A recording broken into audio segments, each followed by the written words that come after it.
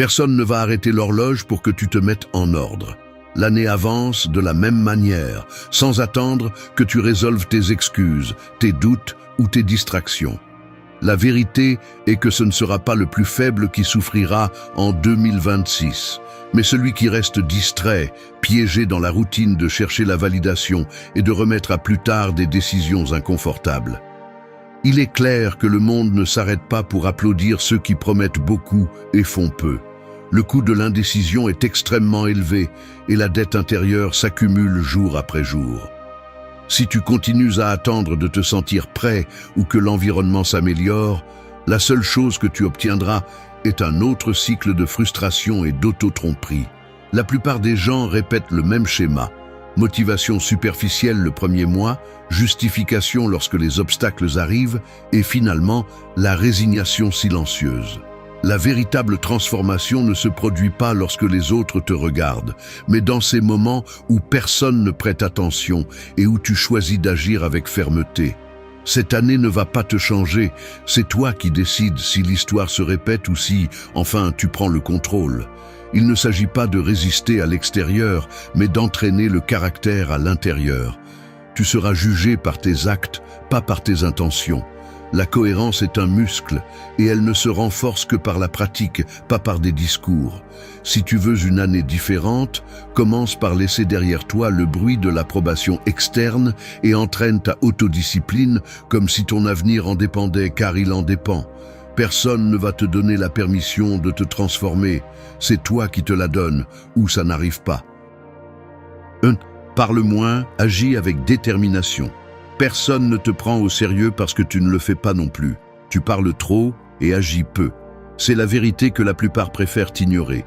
Tu passes ta journée à expliquer ce que tu vas faire, à lancer des plans dans l'air, promettant que cette fois-ci, oui, que maintenant tu vas te discipliner, que tu vas changer, que tu vas commencer. Mais chaque mot que tu jettes sans soutien est une dette mentale qui s'accumule. Ton cerveau s'habitue à l'inflation de tes promesses vides et avec le temps, même toi, tu ne crois plus à tes déclarations. À quoi bon répéter tes intentions si tu ne les transformes jamais en décisions concrètes? Les personnes fortes ne perdent pas de temps à se justifier, ni n'ont besoin d'annoncer leur discipline ou leur concentration. Elles agissent simplement. L'habitude de parler moins et d'agir avec détermination est la base de l'autodiscipline. Chaque fois que tu remets l'action à plus tard pour expliquer, chaque fois que tu cherches une validation avant de te déplacer, tu t'entraînes à la faiblesse et tu deviens accro au confort des mots faciles. Parler est bon marché, même agréable, car cela te donne une fausse sensation de progrès. Ce n'est pas du progrès, c'est de l'auto-tromperie. Le monde à venir n'attendra pas que tu termines ton discours intérieur, ni que tu demandes la permission de commencer. La véritable différence entre ceux qui avancent et ceux qui restent coincés dans des cycles de frustration n'est pas le talent ni la chance, c'est la capacité de se taire et de commencer. Si tu te reconnais dans le schéma de planifier éternellement, de partager tes idées en espérant que quelqu'un t'applaudisse avant de te déplacer, il est temps de briser ce mécanisme. Personne ne te doit de reconnaissance pour ce que tu penses faire. Le respect se gagne par des actes, pas par des mots. Tes excuses ne produisent pas de résultats. Tes explications ne renforcent pas ton caractère. Tes justifications ne te rapprochent pas d'un centimètre de la vie que tu souhaites. Le véritable progrès ne se discute pas, il s'exécute. Parle moins, fais plus. C'est la formule inconfortable mais efficace. L'autodiscipline repose sur la capacité à faire ce que tu as dit que tu ferais.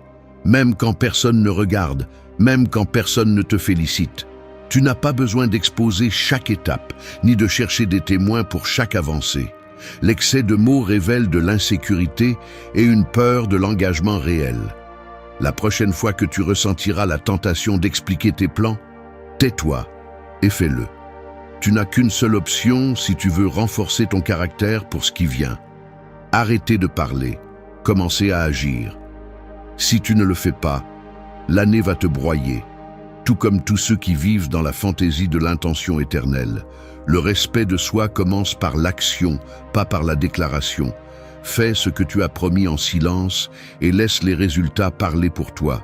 Les mots ne construisent pas, seules les décisions le font. 2. Arrête de chercher l'approbation extérieure. Tu vas publier quelque chose sur les réseaux sociaux et avant de cliquer sur « Envoyer », tu relis une fois de plus chaque mot. Tu ne cherches pas des fautes d'orthographe. Tu vérifies si cela sonne suffisamment intéressant, si quelqu'un le remarquera, t'approuvera, mettra un « j'aime » ou simplement commentera. Tu ressens cette anticipation dans ton corps, une étrange nervosité, presque comme si ta valeur dépendait de la réponse des autres. Et quand le silence arrive ou que la réaction est tiède, l'esprit commence à travailler. Tu doutes de toi, tu modifies ta version, tu te demandes ce que tu as mal fait ou pourquoi tu n'as pas réussi à te démarquer. Cette dynamique se répète de 1000 façons, pas seulement sur l'écran. Chaque fois que tu partages une idée en espérant l'assentiment de quelqu'un, chaque fois que tu demandes un conseil pour confirmer quelque chose que tu sais déjà que tu dois faire, tu te vends à bas prix. Le prix de ta tranquillité dépend de la volatilité de l'opinion extérieure. C'est un esclavage invisible, mais réel. Tu n'es pas conscient de la manière dont cette habitude s'installe. Ça commence petit. Enfant, tu cherchais le regard d'approbation de tes parents ou de tes enseignants, et cela avait du sens. Mais maintenant, adulte, tu continues d'attendre que quelqu'un lève le pouce avant d'avancer. Ce besoin d'être validé s'infiltre dans tes relations, dans tes décisions et même dans les rêves que tu te permets d'avoir. L'approbation extérieure est un poison doux. Elle apaise l'anxiété pendant un moment, mais ensuite elle te rend plus dépendant et moins maître de toi. Le mécanisme est simple mais dangereux. Quand la validation devient le but, tu cesses d'agir par conviction et commences à agir par réaction. Tu ajustes ton comportement comme on ajuste un déguisement, mesurant chaque mouvement selon ce que tu penses que les autres attendent de toi. Tu perds ta propre direction. Chaque fois que tu choisis l'approbation plutôt que l'authenticité, ton caractère s'affaiblit un peu plus. Il ne s'agit pas de te faire de pierre ni d'ignorer le monde, mais de comprendre que la seule approbation qui compte vraiment est celle qui provient de tes propres valeurs et décisions. Si tu t'entraînes à dépendre du regard des autres, ton autonomie se fracture et tu deviens un reflet, pas une personne complète. La vraie liberté commence lorsque tu cesses de demander la permission d'être qui tu es. Personne ne va te remettre une médaille pour avoir choisi ton chemin. Tu dois simplement le faire. Tant que tu continues à mendier de la validation, tu continueras à vivre en fonction des attentes des autres, pas de tes propres principes. Tu n'es maître de toi que lorsque tu cesses de négocier ta valeur avec le monde extérieur. Le respect que tu cherches à l'extérieur, tu ne peux le construire qu'à l'intérieur. Ta paix ne se trouve pas dans les applaudissements, elle est dans la cohérence avec ce que tu décides. Si tu as besoin d'approbation, tu ne seras jamais libre. 3. Entraîne ton esprit à la solitude. J'ai du mal à l'admettre, mais pendant longtemps, j'ai confondu la solitude avec une punition. Il y a une partie de moi qui, lorsque tout s'éteint et qu'il n'y a plus de messages ni de conversations, commence à chercher des distractions presque par réflexe. Ce n'est pas la peur du silence, c'est la peur de ce qui apparaît lorsque le bruit s'en va. L'insécurité, les choses en suspens, les questions que j'évite, les parties de ma vie qui restent non résolues. L'esprit se défend en inventant des urgences, en ouvrant les réseaux sociaux ou en cherchant n'importe quelle excuse pour ne pas rester seul avec soi-même. Ainsi s'installe un cycle. Chaque fois que je ressens de l'inconfort ou du vide, je me précipite pour le remplir d'interactions, de nouveautés, de l'illusion de compagnie. Mais ce mécanisme est un piège. Car dépendre de la présence ou de la réaction des autres pour se sentir stable te fragmente de l'intérieur, te rend faible au fond, même si en surface, tu sembles occupé et entouré de gens. Si tu l'analyses froidement, l'incapacité d'être seul n'est pas un symptôme mineur. C'est un signe que ton esprit ne se gouverne pas encore lui-même. C'est un indicateur que tu ne sais pas encore t'asseoir avec toi-même, regarder tes habitudes et dialoguer avec tes décisions sans fuir. La dépendance aux stimuli externes devient une sorte d'addiction invisible. Elle te garde occupé, mais jamais satisfait. Ne pas entraîner la solitude, c'est comme laisser le muscle de ton caractère sans exercice. C'est pourquoi tant de gens perdent le nord quand ils n'ont personne à consulter, quand les réseaux se taisent ou quand la validation ne vient pas. La véritable maîtrise de soi commence lorsque tu deviens capable d'affronter tes pensées sans les déguiser en activité. Seul celui qui supporte le poids de son propre silence peut décider avec clarté. Le reste vit à la merci de ce qui se passe à l'extérieur. Entraîner l'esprit à la solitude est un processus inconfortable et lent. Cela implique de cesser de fuir devant l'inconfort et, au contraire, de rester. Observer les impulsions automatiques, l'envie de chercher l'approbation, l'urgence de partager tout ce que tu fais. Apprendre à ne pas fuir tes doutes et reconnaître quelles émotions sont les tiennes et lesquelles ne sont que des échos de ce que les autres attendent de toi. C'est comme faire l'inventaire de ton propre esprit. Tu vois ce qui est en trop, ce qui manque, ce que tu n'as jamais osé regarder. Cet exercice façonne le caractère plus que n'importe quel cours de motivation. La solitude n'est pas un vide, c'est un espace d'entraînement. L'esprit qui résiste à la solitude ne se brise pas devant l'abandon ni devant l'incertitude. Le point est pratique. Plus tu apprends à être seul, moins tu dépends de l'environnement pour prendre des décisions fermes. Le respect authentique naît dans ces espaces où personne ne te voit et où personne ne donne son avis. Si tu n'entraînes pas la solitude, n'importe quelle distraction te sort du chemin. Si tu l'entraînes, tu deviens une personne qui décide par conviction et non par réaction. Ne fuis pas la solitude, fais-en ta force. Ce que tu fais seul définit ce que tu es en public. 4. Réponds, ne réagis pas impulsivement. Tu frappes la table avec un doigt, sans t'en rendre compte. Le verre vibre, à peine, et dans ce geste minuscule se révèle tout un mécanisme.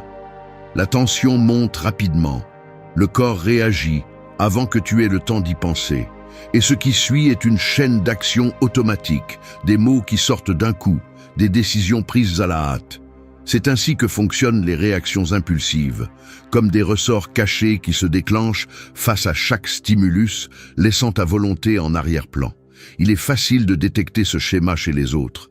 La personne qui élève la voix sans mesurer, l'ami qui lance une critique mordante à peine, il ressent une pincée d'inconfort. Le conducteur qui s'emporte pour une seconde de trafic et perd son calme pendant des heures. Mais il est rare que tu reconnaisses ce même reflet en toi, dans les petites explosions quotidiennes. Quand ton sourcil se fronce à peine, quelqu'un te contredit. Quand tu es déjà en train de répondre à un message sans penser si cela en vaut la peine. Quand tu te sens obligé d'intervenir dans une discussion qui ne te concerne pas. La réaction est un raccourci confortable, car elle économise l'effort de faire une pause et de traiter. Répondre, en revanche, est un autre type de mouvement. C'est la distance que tu mets entre le stimulus et l'action. Ce bref instant où tu respires et décides, au lieu de laisser l'émotion décider pour toi. Cela se remarque dans les gestes de ceux qui ont entraîné l'autocontrôle. Le regard qui reste ferme, même si la provocation est évidente, les mains qui ne tremblent pas en recevant une mauvaise nouvelle, la voix qui ne monte pas en ton même si l'ambiance est chargée de tension. Ce n'est pas de l'indifférence ni de la froideur, c'est une clarté intérieure qui permet de distinguer ce qui mérite ton énergie de ce qui ne demande qu'une réaction automatique. La différence entre réagir et répondre est la différence entre vivre à la merci de ce qui se passe à l'extérieur ou rester maître de soi. Celui qui réagit sans filtrer devient esclave de chaque situation, de chaque opinion, de chaque sursaut. Celui qui répond filtre le bruit et agit à partir d'une décision, pas d'une impulsion. Tu n'as pas à être une statue ni à faire semblant que rien ne t'affecte. Mais tu as besoin de cette petite marge de contrôle, cet espace mental où tu choisis ta prochaine étape au lieu de la déclencher sans réfléchir. La prochaine fois que tu sentiras la pression dans ta poitrine, l'urgence de te défendre, de répondre à une attaque, de te joindre au chaos, observe ton corps. Le pouls s'accélère, les muscles se tendent, le regard cherche la confrontation ou la fuite. C'est l'avertissement. À cet instant se joue la différence entre te perdre dans le bruit ou maintenir ta direction. Prends une respiration, compte jusqu'à 3. Décider est plus difficile qu'exploser, mais c'est aussi plus précieux. Le calme est une force, pas une faiblesse. Celui qui répond maîtrise le jeu. Celui qui réagit joue seulement le rôle que les autres lui assignent. Tu n'es pas un ressort, tu es une volonté. Ne réponds pas à la vie, dirige ton mouvement. 5. Maintiens la cohérence sans témoin. Personne ne va te sauver de ton inconsistance quand personne ne regarde. C'est brutal, mais c'est ainsi. Ce que tu fais quand il n'y a ni récompense, ni témoin, ni quelqu'un attendant que tu prouves quelque chose, définit qui tu es vraiment. C'est là que toute la futilité de tes excuses se dévoile, où les ornements de l'auto-justification tombent et où la réalité de ta discipline se révèle. Beaucoup de gens feignent la force pendant que d'autres observent, mais s'effondrent à huis clos. Le problème, c'est que le monde ne se construit pas sur tes intentions publiques, mais sur les actes répétés dans l'anonymat. Si tu n'es capable de rester ferme que lorsque tu as un public, alors tu n'es pas fort. Tu es juste un acteur sans spectateur.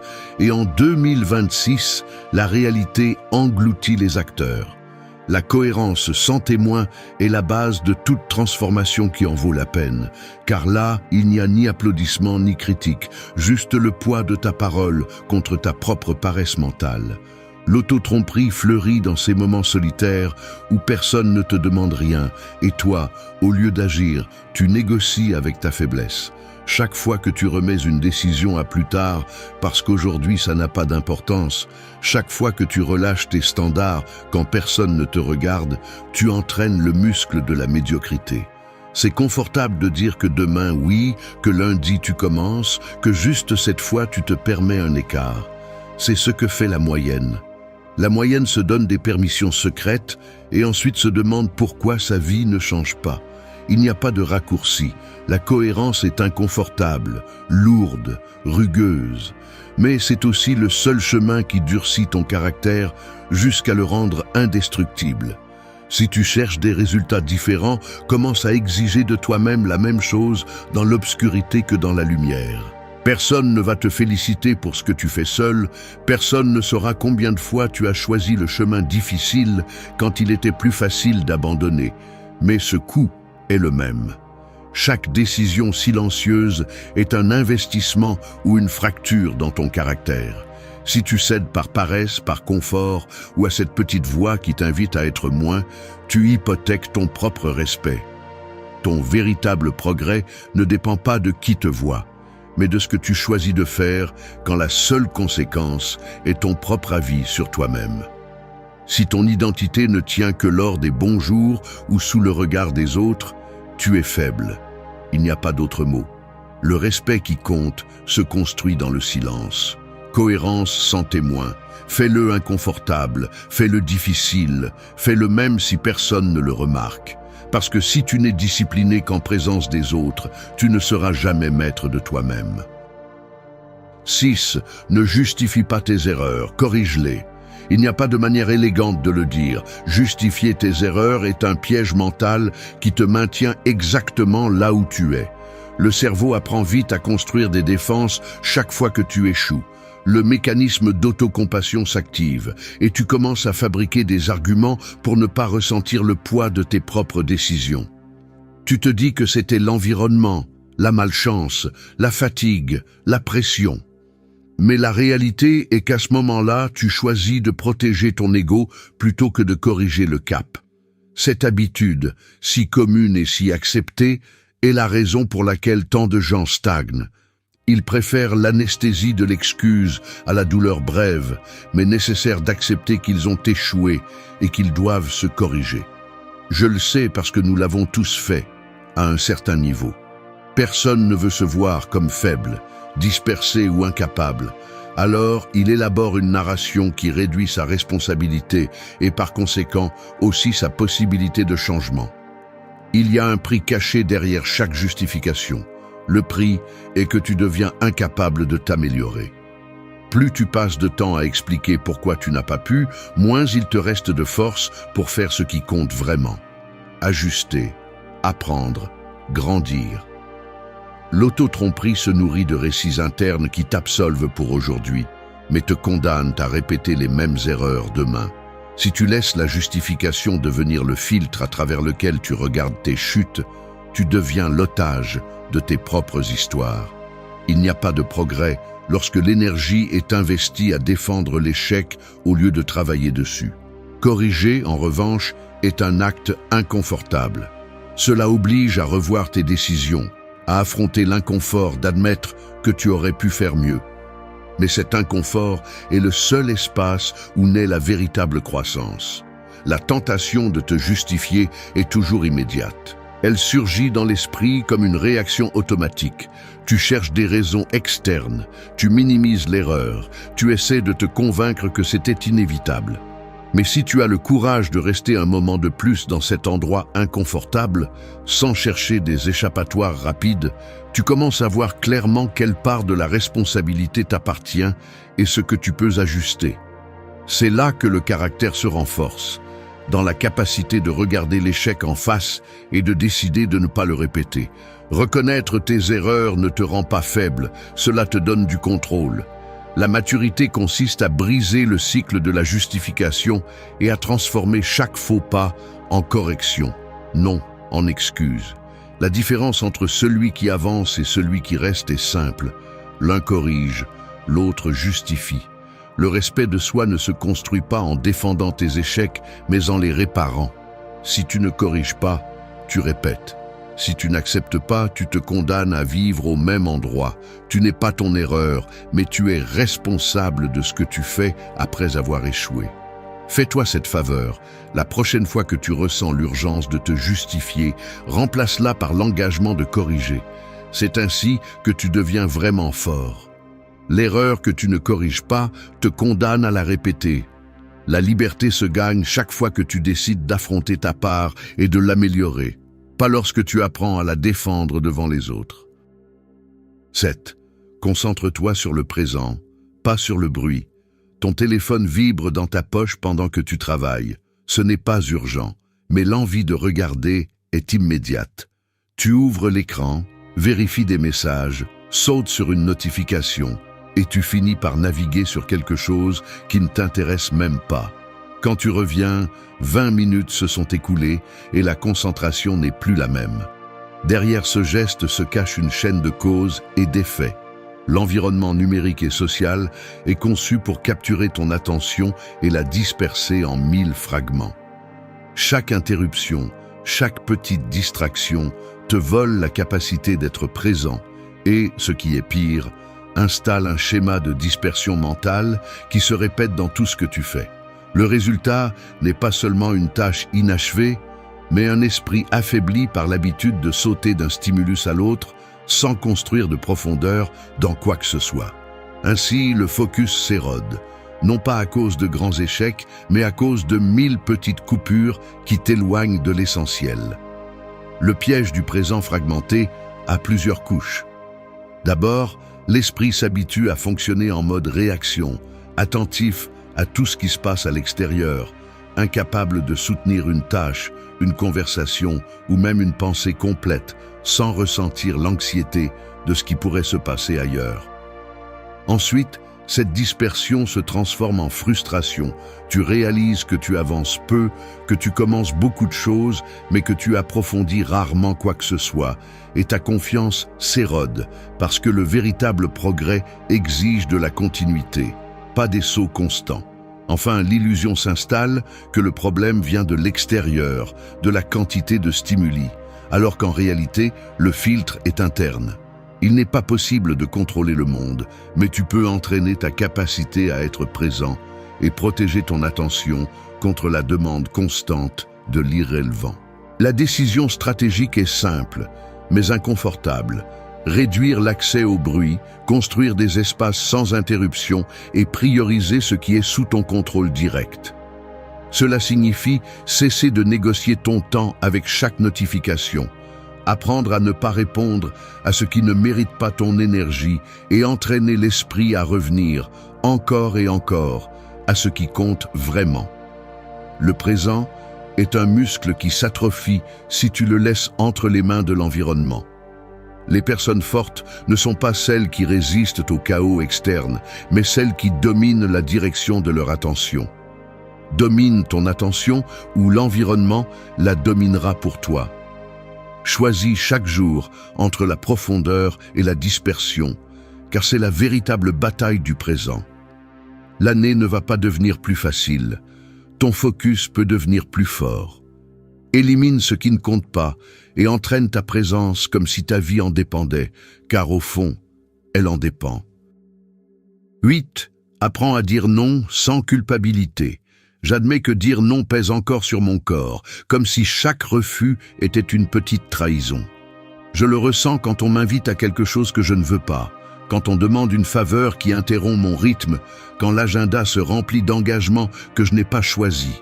Je bouge les lèvres, j'hésite, ma gorge se tend, ma main hésite sur le téléphone avant d'écrire un message qui sonne aimable, mais pas trop froid. À l'intérieur, la culpabilité s'installe rapidement. L'image de l'autre personne déçue apparaît, la sensation de mal faire, celle de perdre quelque chose d'invisible chaque fois que je mets une limite. C'est un mécanisme appris, presque automatique. Je cherche à adoucir le refus, à le compenser, à me justifier pour ne pas porter ce poids inconfortable que laisse le non. Et pourtant, chaque fois que je cède pour éviter ce malaise, la facture arrive ensuite.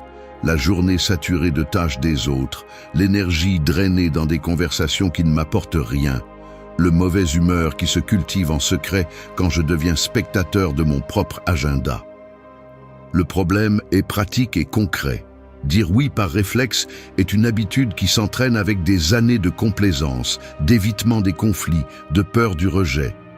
On le voit dans les gestes, le sourire forcé pendant que tu acquiesces, le dos un peu plus courbé en acceptant ce que tu ne veux pas, le bref soupir quand tu raccroches et que tu te rends compte que tu as encore dit oui pour ne pas te compliquer la vie. Mais la vraie complication commence après, quand la vie se remplit de tâches et de relations que tu n'as pas choisies, quand ton temps se fragmente et que la frustration grandit, parce que la direction de tes journées n'est plus décidée par toi. C'est ça la véritable dette. Chaque oui inutile est un paiement anticipé de ton énergie future. Il faut apprendre à identifier ce point exact où ton besoin de plaire sabote ton respect de soi. Ce n'est pas une question de devenir égoïste ni de vivre isolé, mais de comprendre que ta capacité à apporter quelque chose au monde dépend d'abord de protéger tes ressources internes, temps, attention, énergie. Personne ne protège tes limites si tu ne le fais pas. L'habitude de dire non sans culpabilité est un entraînement inconfortable, mais essentiel. Commence par le petit. Le message auquel tu ne réponds pas immédiatement, l'invitation que tu refuses poliment mais sans te justifier, la tâche que tu laisses passer, même si quelqu'un s'attend à ce que tu te sacrifies. Cela se sent rugueux, comme si tu rompais une ancienne habitude, mais c'est là que ta direction se renforce. Une personne qui ne sait pas dire non devient la ressource de tous, sauf l'architecte de sa propre vie. Tu n'as pas besoin de donner de longues explications, ni de déguiser tes limites en excuses. Le non est une phrase complète. La liberté que tu cherches à l'extérieur commence par la capacité de protéger ton temps de ce qui n'apporte rien. Dire non n'est pas fermer des portes, c'est choisir celles que tu ouvres vraiment. Le respect de soi pèse plus que l'approbation rapide. Personne ne défendra ton agenda pour toi. Si tu n'apprends pas à dire non, tu finiras par vivre la vie que d'autres choisissent. 9. Utilise la douleur comme entraînement quotidien. La douleur n'est pas un accident, c'est l'impôt quotidien de l'existence véritable. Il n'y a pas de raccourci ni de trucs mentaux qui puissent dissoudre cette taxe. Chaque jour apporte son propre lot d'inconfort, de petites gênes et de douleurs plus grandes. Et la plupart des gens passent leur vie à se battre avec la réalité, cherchant une anesthésie dans les distractions ou des excuses bon marché. Cette habitude enfantine de fuir l'inconfort te rend faible jusqu'à la moelle. Celui qui fuit la douleur finit par la payer avec des intérêts, anxiété chronique, frustration constante, incapacité à supporter le moindre poids de ses propres journées. La vérité est brutale et sans filtre. Chaque fois que tu rejettes la douleur, tu rejettes aussi l'opportunité de te durcir, de peaufiner ta direction, de devenir quelqu'un capable de résister à ce qui vient. Je te le dis en face, la douleur ne se négocie pas, elle s'entraîne. Veux-tu savoir pourquoi tant de gens abandonnent face au premier obstacle? Parce qu'ils n'ont entraîné que le confort. Ils se lèvent et cherchent le chemin le plus court, vers le plaisir, l'évasion, la gratification instantanée, puis se demandent pourquoi leur caractère se fracture à la moindre contrariété. La douleur que tu évites aujourd'hui se transforme en faiblesse pour demain. C'est aussi simple que cela et aussi cruel.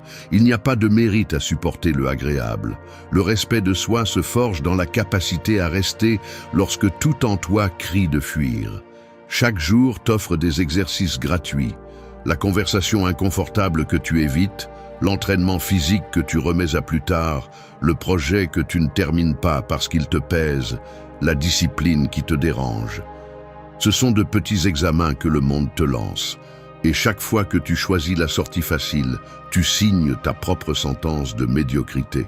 La véritable différence entre ceux qui avancent et ceux qui se brisent ne réside pas dans l'absence de douleur, mais dans la façon dont ils l'utilisent. La douleur bien entraînée devient un filtre. Elle montre qui persiste et qui ne fait que faire semblant. Tu n'as pas besoin de chercher une souffrance artificielle, la vie en apporte déjà suffisamment. Ce que tu peux faire, c'est utiliser chaque gêne comme un outil pour tempérer ton esprit. Ne te plains pas, ne cherche pas de réconfort, ne gaspille pas d'énergie à te justifier. Prends la douleur, regarde-la en face, intègre-la à ta routine. Fais de l'inconfort ta zone de pratique. Chaque fois que tu ressens l'envie de fuir, demande-toi quelle partie de toi s'affaiblit si tu cèdes. C'est la question qui sépare les forts de ceux qui ne font que poser. La douleur est un entraînement, pas une punition. Celui qui le comprend progresse. Celui qui le nie recule. Si tu utilises la douleur au quotidien comme ton maître, aucun coup externe ne pourra te désarmer. L'année n'aura pas de pitié pour ceux qui ne cherchent que le confort. Transforme chaque difficulté en allié et laisse l'inconfort être ta salle de gym. Les résultats silencieux valent plus que 1000 plaintes. Entraîne ton esprit à supporter le poids que les autres évitent. La douleur ignorée se multiplie. La douleur affrontée te transforme. 10. Transforme votre vie en silence. Le véritable changement n'a pas besoin de témoins ni d'applaudissements. Se transformer en silence est la preuve ultime que votre engagement n'est pas lié au regard des autres, mais à la décision invisible que vous prenez chaque jour, quand personne ne vous exige, quand personne n'attend rien de vous.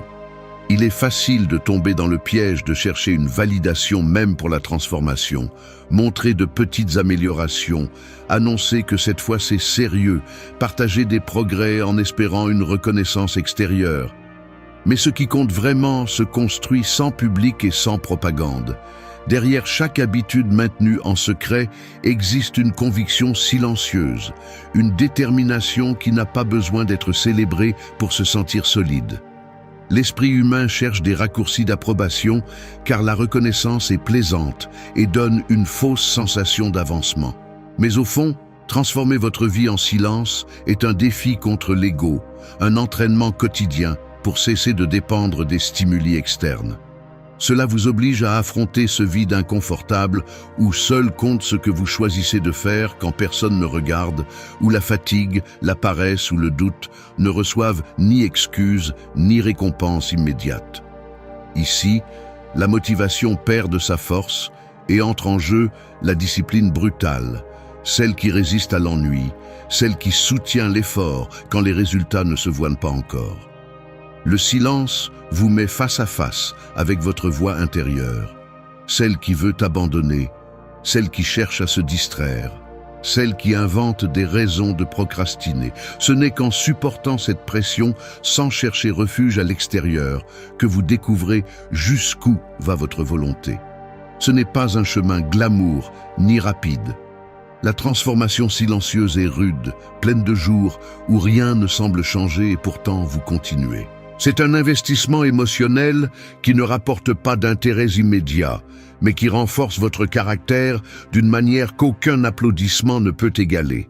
Si vous avez besoin de témoins pour avancer, ce que vous construisez est fragile. Si vous apprenez à transformer vos habitudes dans l'ombre, vous devenez invulnérable à la volatilité des critiques ou des éloges des autres. Le véritable respect de soi naît dans cet espace invisible où personne ne donne son avis, où votre parole pèse plus que toute attente extérieure.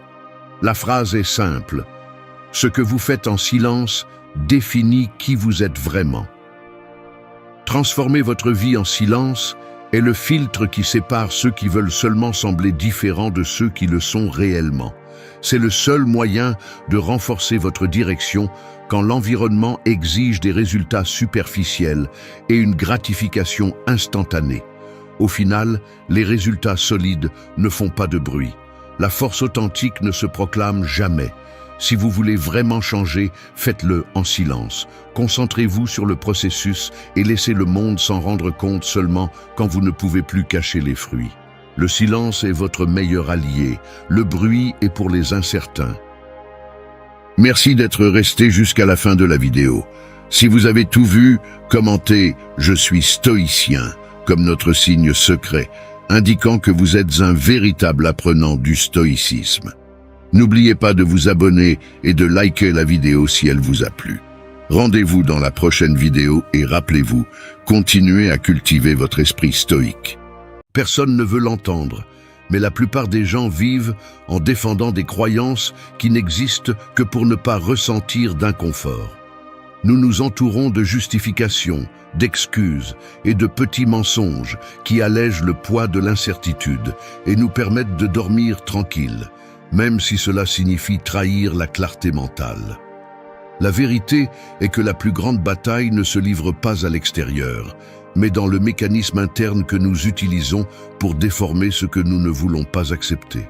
L'esprit humain est habile à déguiser la faiblesse en prudence, à transformer des désirs en certitude et à négocier avec la médiocrité en échange d'une paix momentanée. Mais cette paix est fragile. Il suffit d'un coup de réalité pour la briser et révéler la dette intérieure que nous accumulons en évitant l'honnêteté brutale. Si tu cherches une vie facile, ce n'est pas ici que tu dois venir. Ici, on ne vient pas chercher du réconfort, mais à entraîner l'esprit jusqu'à ce qu'il soit résistant à la manipulation, tant celle qui vient de l'extérieur que celle qui naît de soi-même. La discipline stoïque est l'outil, la lucidité est le résultat, et le prix est de renoncer aux masques confortables que nous utilisons pour être acceptés ou pour ne pas nous sentir vulnérables. Préférer la vérité, même si cela fait mal, observer nos émotions sans les déguiser, reconnaître l'intérêt personnel dans chaque interaction, c'est ce qui distingue ceux qui choisissent de vivre éveillés. Je ne te promets pas de confort, je t'offre de la clarté. Si tu choisis l'honnêteté, prépare-toi à porter le poids de voir le monde tel qu'il est, car la liberté mentale exige un sacrifice. 1. Remets en question tes croyances les plus confortables. Si tu n'as jamais mis en doute tes croyances les plus réconfortantes, tu vis toujours en mode automatique. Tu te cramponnes à ce qui te fait sentir en sécurité, même si c'est un mensonge utile. Mais la sécurité mentale est l'inertie de ceux qui ne veulent pas grandir.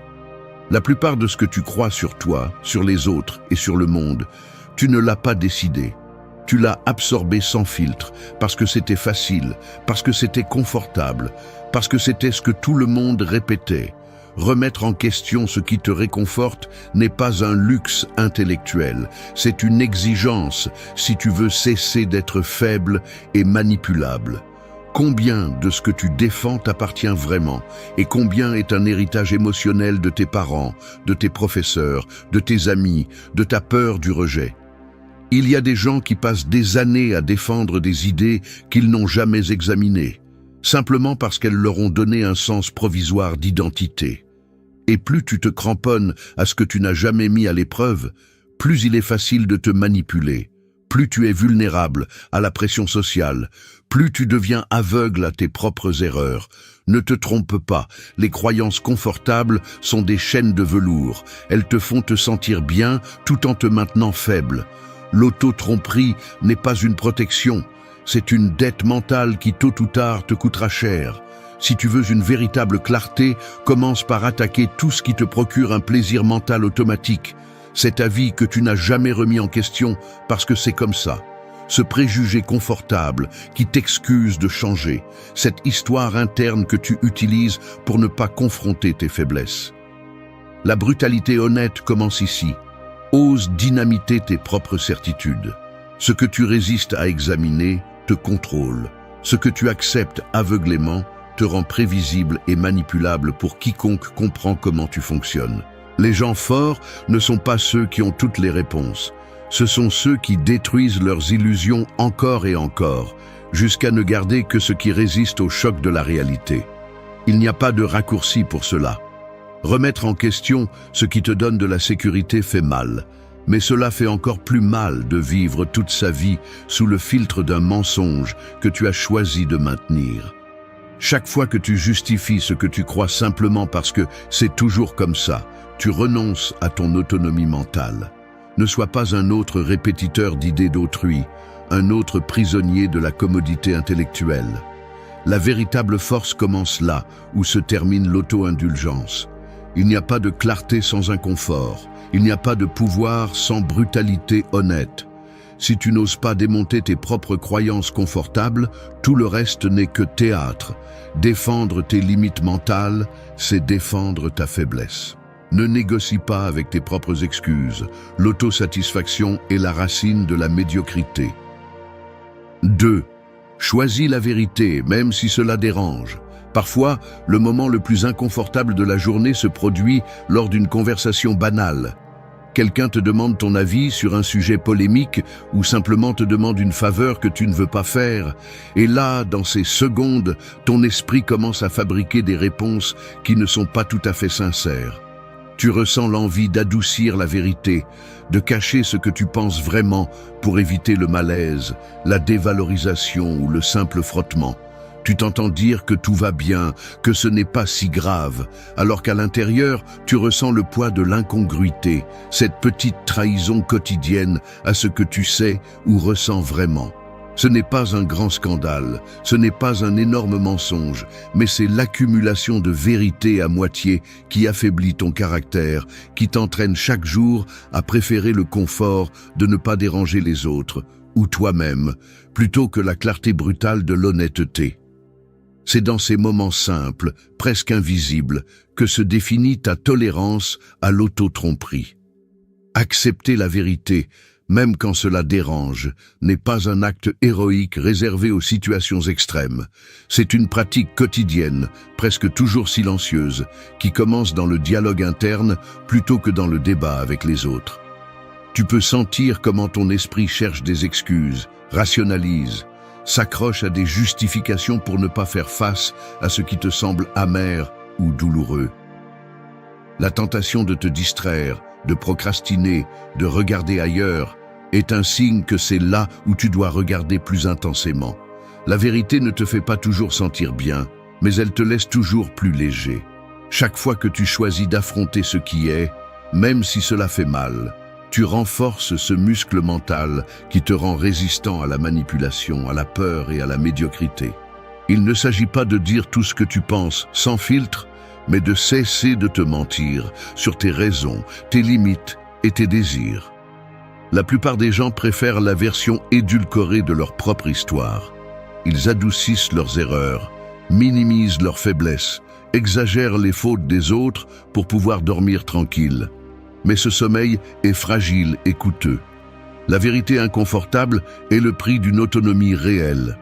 Si tu fuis la vérité pour protéger ton ego, tu paies avec l'intérêt de l'anxiété, de l'insécurité et du mépris de soi déguisé en prudence. La vie ne récompense pas celui qui se ment bien, mais celui qui se confronte à lui-même sans anesthésie. Il n'y a pas de croissance sans friction interne. Il n'y a pas de liberté sans le courage de reconnaître ce que tu évites de regarder. La vérité que tu ne veux pas entendre est celle dont tu as le plus besoin d'écouter. C'est l'une de ces phrases que tu dois te rappeler. La vérité dérange, mais elle te libère. Si chaque jour tu choisis la vérité, même si cela dérange, tu deviens maître de ton esprit et architecte de ton destin. 3. Observe tes émotions avant de décider.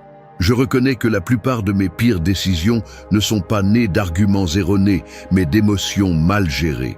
Ce n'est pas le manque de logique qui m'a poussé à agir impulsivement, ni l'absence d'information qui m'a conduit à dire des choses dont je me suis ensuite repenti.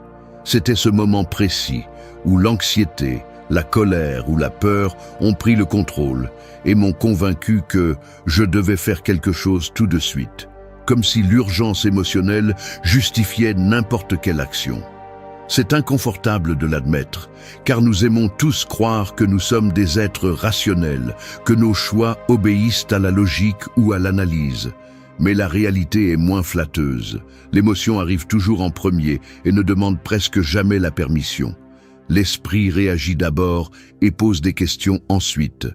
Si tu n'es pas conscient de ce que tu ressens juste avant de décider, tu es esclave de ta réaction automatique, même si tu la déguises en raisonnement. La plupart des gens n'observent pas ce qui se passe à l'intérieur d'eux.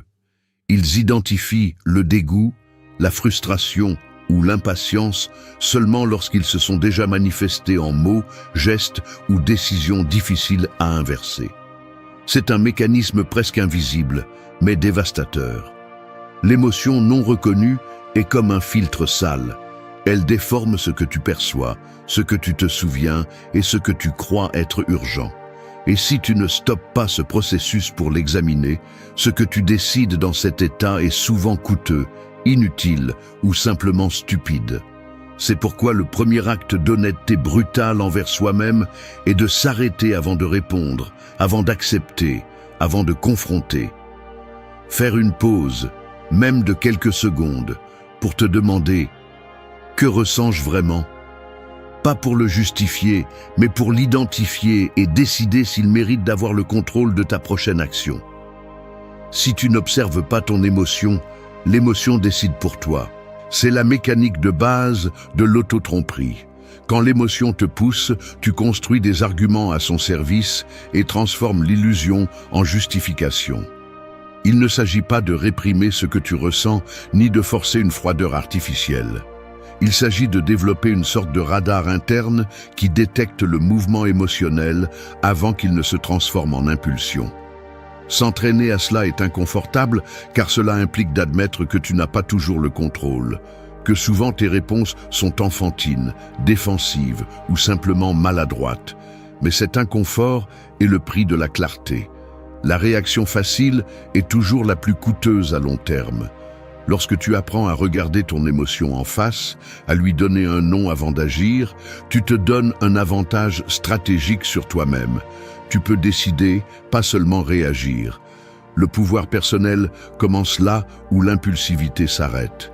Les émotions ne se choisissent pas, mais ce que tu en fais, oui.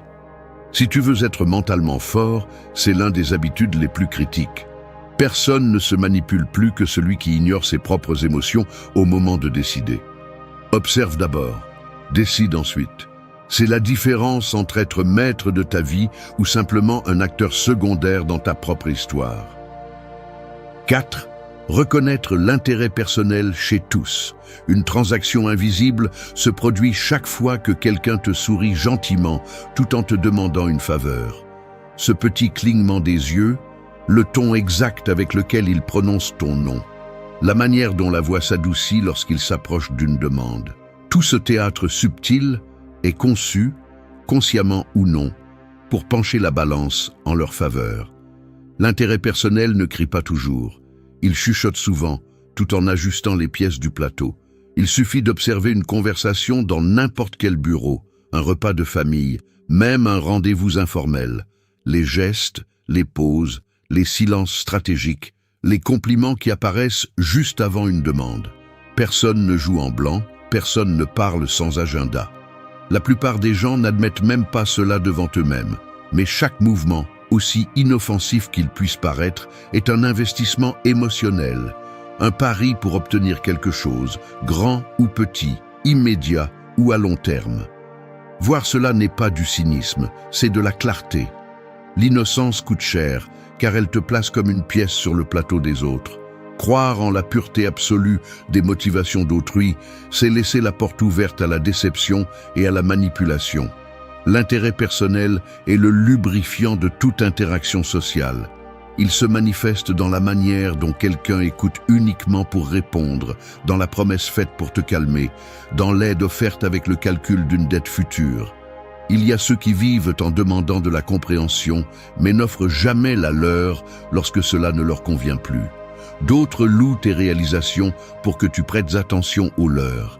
Chaque geste, chaque mot, chaque omission façonne une relation de force, même si personne ne l'avoue à haute voix.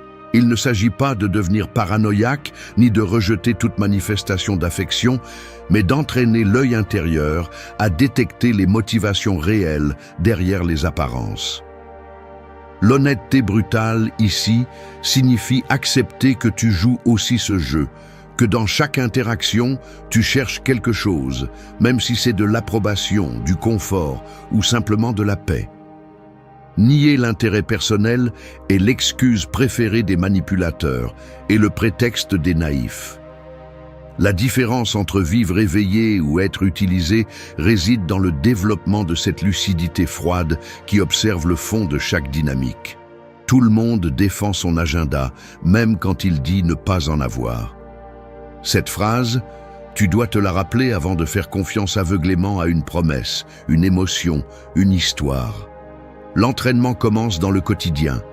Observe comment tu réagis quand on te demande une faveur, comment tu changes de ton si tu as besoin de quelque chose, comment tu ajustes le récit lorsque tes intérêts sont en jeu. Cette conscience te vaccine contre la manipulation, qu'elle soit propre ou étrangère. Voir l'intérêt personnel n'est pas perdre son humanité, c'est gagner du pouvoir. Celui qui reconnaît les rouages derrière le théâtre social cesse d'être une marionnette. L'intérêt fait tourner le monde, et seuls les naïfs l'ignorent. Phrase emblématique. L'innocence est la faiblesse la plus coûteuse que tu puisses te permettre. 5. Ne négocie pas avec ton auto-tromperie. Il n'y a pas d'accord possible avec ta propre mensonge. L'auto-tromperie est le piège le plus sophistiqué que tu puisses te construire. Elle agit comme un contrat silencieux dans lequel tu te promets de ne pas regarder ce qui te dérange en échange d'un peu de soulagement immédiat. Mais ce soulagement est un poison déguisé en trêve, et chaque fois que tu choisis de ne pas voir, tu ne te contentes pas de te fragiliser, tu te trahis. Ne négocie pas avec tes excuses, ne cherche pas à justifier cette voix intérieure qui te dit que tu l'affronteras plus tard, que ce n'est pas si grave, que tout le monde le fait.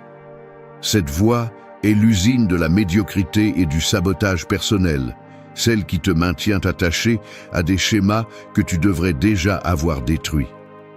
L'auto-tromperie n'est pas innocente. C'est un mécanisme de défense qui, à chaque répétition, érode ta crédibilité interne. Et si tu ne peux pas faire confiance à ton propre jugement, tout le reste devient un théâtre creux. La brutalité honnête ne tolère pas de pacte avec ta fragilité. Si une partie de toi justifie ce que tu sais être une fuite, un mensonge pieux envers toi-même, c'est là que ta discipline mentale doit être la plus féroce. Le prix de négocier avec ta propre auto-tromperie est toujours plus élevé que le bénéfice temporaire qu'elle t'offre. Chaque fois que tu te permets de rationaliser une décision faible, chaque fois que tu inventes une histoire pour ne pas accepter tes véritables limites, tu hypothèques ton avenir en échange d'un confort immédiat. Il n'y a rien de plus coûteux que de vivre de nombreuses années sous le poids de tes propres justifications. L'esprit s'entraîne aussi à cela. Chaque fois que tu cèdes, tu facilites le prochain recul. Chaque fois que tu choisis de ne pas confronter ton propre récit, ce mécanisme se renforce. Et ainsi, un jour, tu te réveilles et découvres que ta vie n'a pas été choisie par toi, mais par tes évasions accumulées. Ligne emblématique. L'auto-tromperie est une dette qui se rembourse toujours avec des intérêts. Les gens forts ne se donnent pas la permission de se mentir. La force mentale n'est pas l'absence d'erreur, mais la discipline quotidienne de ne pas tolérer ta propre lâcheté. Peu importe si la vérité est dure, inconfortable ou te laisse sans excuse, c'est seulement à partir de là que tu peux construire quelque chose de solide, quelque chose que personne ni rien ne peut renverser avec des mots ou des pressions extérieures. La vérité est simple. Personne ne te manipulera aussi efficacement que toi-même lorsque tu te permets de négocier avec ce que tu sais être faux. C'est le mécanisme le plus dangereux de tous, car il opère de l'intérieur, sans témoin, sans frein. Sois implacable avec tes propres récits. Si tu dois choisir entre l'inconfort brutal de la vérité et le confort de ton auto-tromperie, choisis toujours le premier. Le confort mental est la prison de ceux qui n'osent jamais perdre. Ligne emblématique à graver dans ta mémoire. Ne négocie pas ta clarté pour une paix momentanée. Ne te permets pas d'être ton propre ennemi. Si tu veux vivre éveillé, la discipline commence à la frontière exacte où ton esprit t'offre un soulagement facile. C'est là que se forme la véritable force, dans le renoncement radical à tout accord avec ta propre mensonge. 6. Accepte l'envie comme partie du succès. Si tu avances sérieusement, l'envie sera le prix inévitable. Ce n'est pas une possibilité, c'est un péage fixe. La réaction automatique de ceux qui t'entourent, en voyant que tu progresses, que tu te distingues, que tu oses atteindre ce qu'ils ne se permettent que de désirer en secret, et de ressentir cette piqûre inconfortable qu'ils ne confessent même pas à eux-mêmes. Personne ne te le dit en face, mais tu le perçois dans les commentaires déguisés en conseils, dans l'indifférence soudaine, dans la critique camouflée sous le prétexte de la préoccupation. C'est une forme de résistance passive au succès des autres, un mécanisme ancestral qui essaie de te ramener à l'endroit où tu étais moins inconfortable pour leur propre médiocrité. L'esprit humain est entraîné à comparer, et lorsque l'avancée d'un autre expose ce que l'on n'a pas osé tenter, la réaction la plus courante n'est pas la célébration, mais le ressentiment silencieux. L'envie ne demande pas la permission ni ne prévient. Elle apparaît comme un jugement, une blague acide, un silence quand tu t'attendais le plus à du soutien. Et si tu n'es pas préparé à la reconnaître comme une partie naturelle du processus, tu peux tomber dans le piège de te freiner ou d'essayer de plaire à ceux qui ont déjà décidé de ne pas tolérer ta croissance. Accepter l'envie comme partie du succès implique d'abandonner la naïveté de croire que les réalisations personnelles n'apporteront que de l'admiration ou du respect. La reconnaissance authentique est rare. Ce qui abonde, c'est le calcul interne de ceux qui se sentent menacés dans leur propre image en te voyant avancer. Ici, un conflit émotionnel profond se déclenche. Une partie de toi veut partager tes avancées, mais une autre ressent le poids possible de la désapprobation ou du rejet. Si tu ne formes pas ton esprit à supporter ce désenchantement, tu peux finir par saboter ton progrès juste pour ne pas gêner les autres. C'est une forme d'auto-tromperie plus subtile, où tu sacrifies ton potentiel en échange d'appartenance ou d'acceptation sociale. Mais ce pacte est une défaite silencieuse. Tu dois décider si tu préfères grandir ou être aimé par ceux qui ne te soutiennent que lorsque tu ne représentes pas une menace pour leur confort mental. L'honnêteté brutale exige de regarder la réalité en face. Le succès révèle la véritable relation des autres avec toi, et souvent, il expose aussi tes propres insécurités. Ce n'est pas facile de supporter les regards qui ne célèbrent pas, les mots qui minimisent, la distance qui grandit au fur et à mesure que tu te distingues. Mais c'est le filtre naturel. Ceux qui ne se réjouissent pas de ton avancement étaient là seulement tant que tu étais inoffensif. L'envie est le thermomètre de ton progrès. Si personne ne la ressent, tu n'as probablement rien fait de pertinent. Ligne emblématique. Le prix du succès est de supporter l'inconfort des autres. Tu n'as pas à lutter contre l'envie ni à chercher des explications. Reconnais-le simplement et continue. La véritable croissance n'a pas besoin de permission ni d'applaudissements. Si tu laisses la réaction des autres réguler ton avancement, tu te condamnes à la médiocrité consensuelle. La discipline mentale ici est de ne pas demander d'approbation pour te surpasser. Choisis le poids du succès, avec tout ce qu'il apporte, plutôt que le réconfort d'être invisible. 7. Analyse des faits, pas des promesses. Tu vas à un entretien d'embauche et après une demi-heure de sourire, de phrases toutes faites et de promesses de croissance professionnelle, tu sors avec le doute inconfortable de savoir si tout cela signifie quelque chose de réel ou si ce n'était qu'un discours bien rodé. Au fond, tu sais que cette situation se répète dans de nombreux autres contextes. Un couple promet de changer, un ami assure qu'il sera là quand tu en auras besoin, un patron te jure que le mois prochain, il y aura reconnaissance ou augmentation. Mais si tu regardes ton historique, pas ce qu'on t'a dit, mais ce qui s'est effectivement passé, le schéma est clair. La plupart des déceptions naissent de la confiance accordée à de belles paroles plutôt qu'à l'examen de l'historique des faits.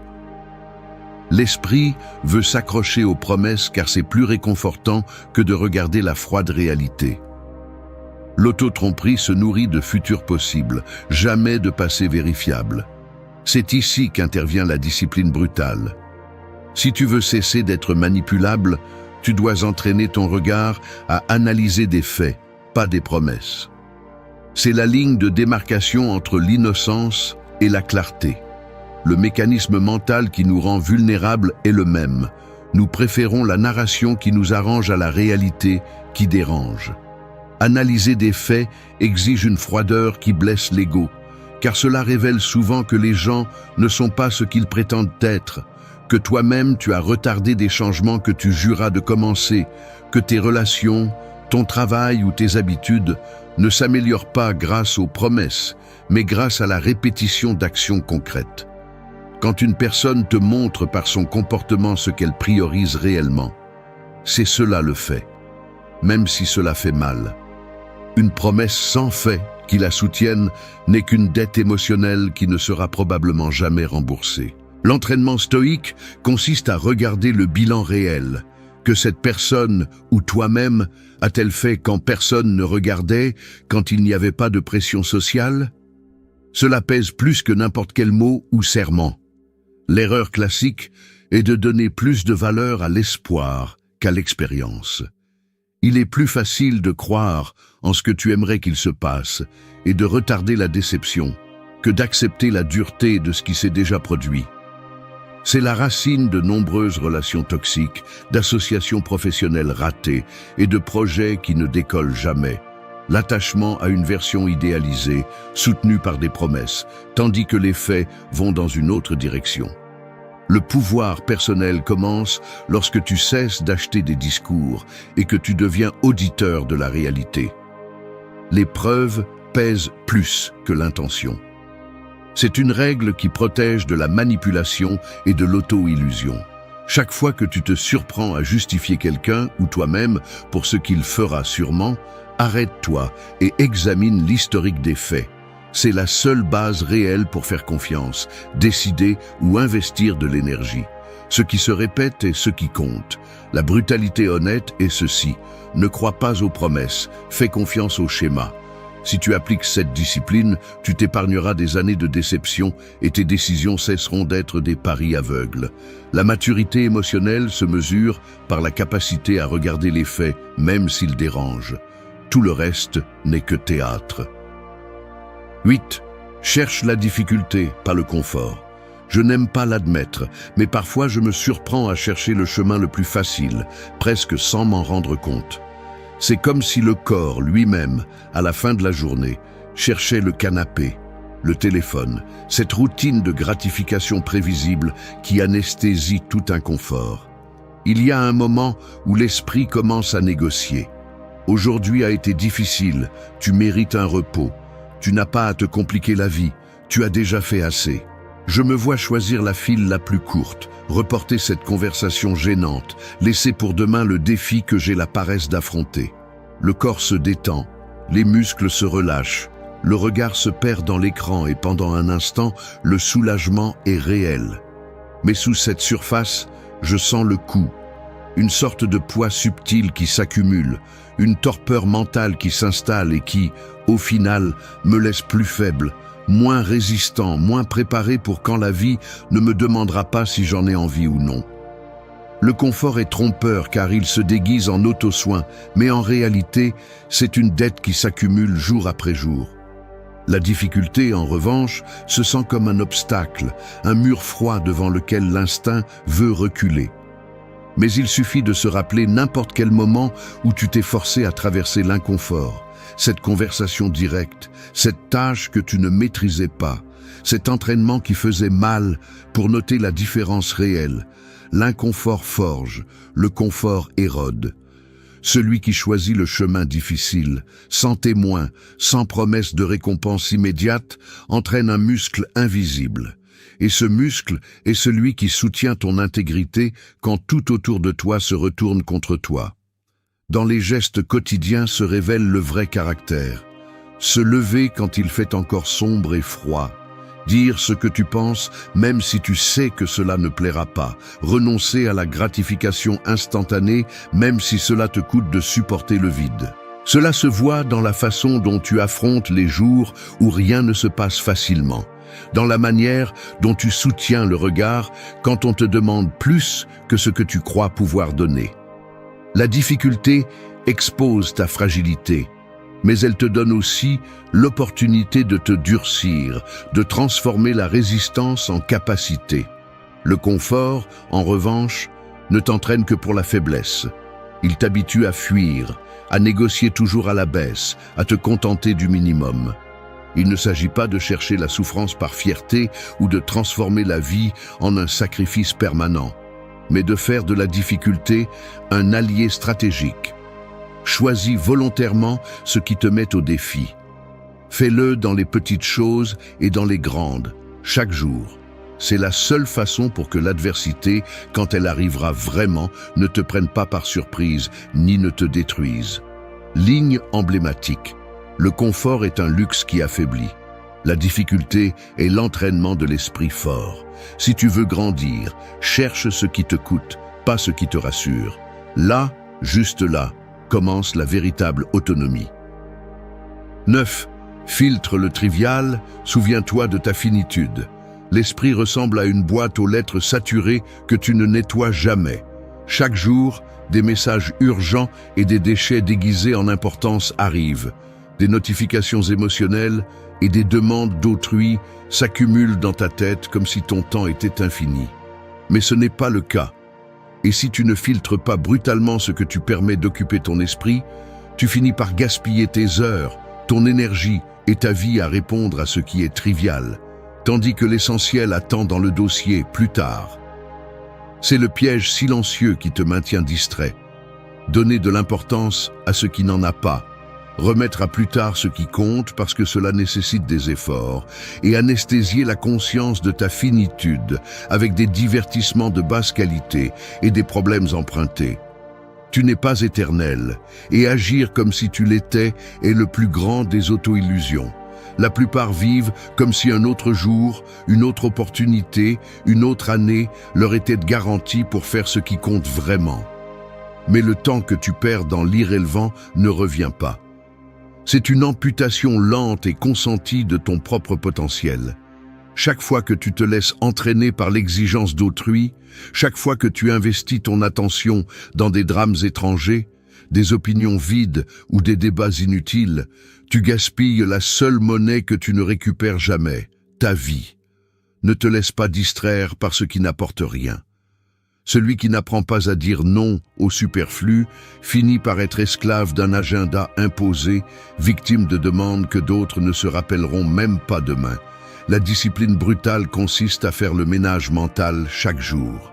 Demande-toi sans pitié, est-ce que cela mérite mon temps ou cela ne fait que prendre de la place? L'insignifiant est l'ennemi silencieux de ton but. Tu n'as pas besoin de plus d'activité, tu as besoin de plus de clarté. La plupart feignent d'être occupés pour ne pas affronter l'inconfort de choisir ce qui compte vraiment. Mais chaque choix lâche est un pas de plus vers l'irrélevance. Chaque distraction consentie est une confession de faiblesse. N'attends pas que la vie te secoue avec une tragédie pour te rappeler que tu es fini.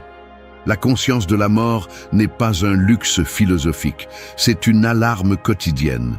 Si tu ne l'écoutes pas, tu deviens un accumulateur de trivialités, quelqu'un qui collectionne des jours vides et s'étonne lorsque le temps s'épuise. Filtre ton esprit comme tu filtres ton environnement. Élimine les déchets, priorise l'essentiel, réévalue tes priorités comme si demain n'existait pas. Tu n'as pas de temps pour ce qui n'importe pas. C'est la phrase qui devrait être tatouée au fond de ta pensée. Arrête de négocier ta vie pour des miettes de reconnaissance, pour l'illusion de la pertinence, pour le confort de ce qui est familier. Si tu ne filtres pas, tu te noies. Si tu oublies que tu es fini, tu vis comme un touriste dans ta propre existence, prenant des photos mais sans laisser de traces. Choisis ce qui compte. Tout le reste est un fardeau. 10. Engage-toi à la clarté quotidienne. La clarté n'est pas spontanée, elle se construit ou la confusion te détruit. L'engagement envers la lucidité quotidienne n'est pas un acte occasionnel, c'est une loyauté interne qu'il faut renouveler consciemment. Personne ne développe une vision claire de soi par accident. L'esprit tend toujours vers la distorsion, la justification et la paresse perceptive. Il est facile de se laisser entraîner par des interprétations confortables, par des récits qui t'absolvent de tes omissions et te permettent de vivre en pilote automatique. Mais la clarté exige quelque chose de différent. Une vigilance continue sur tes propres processus mentaux.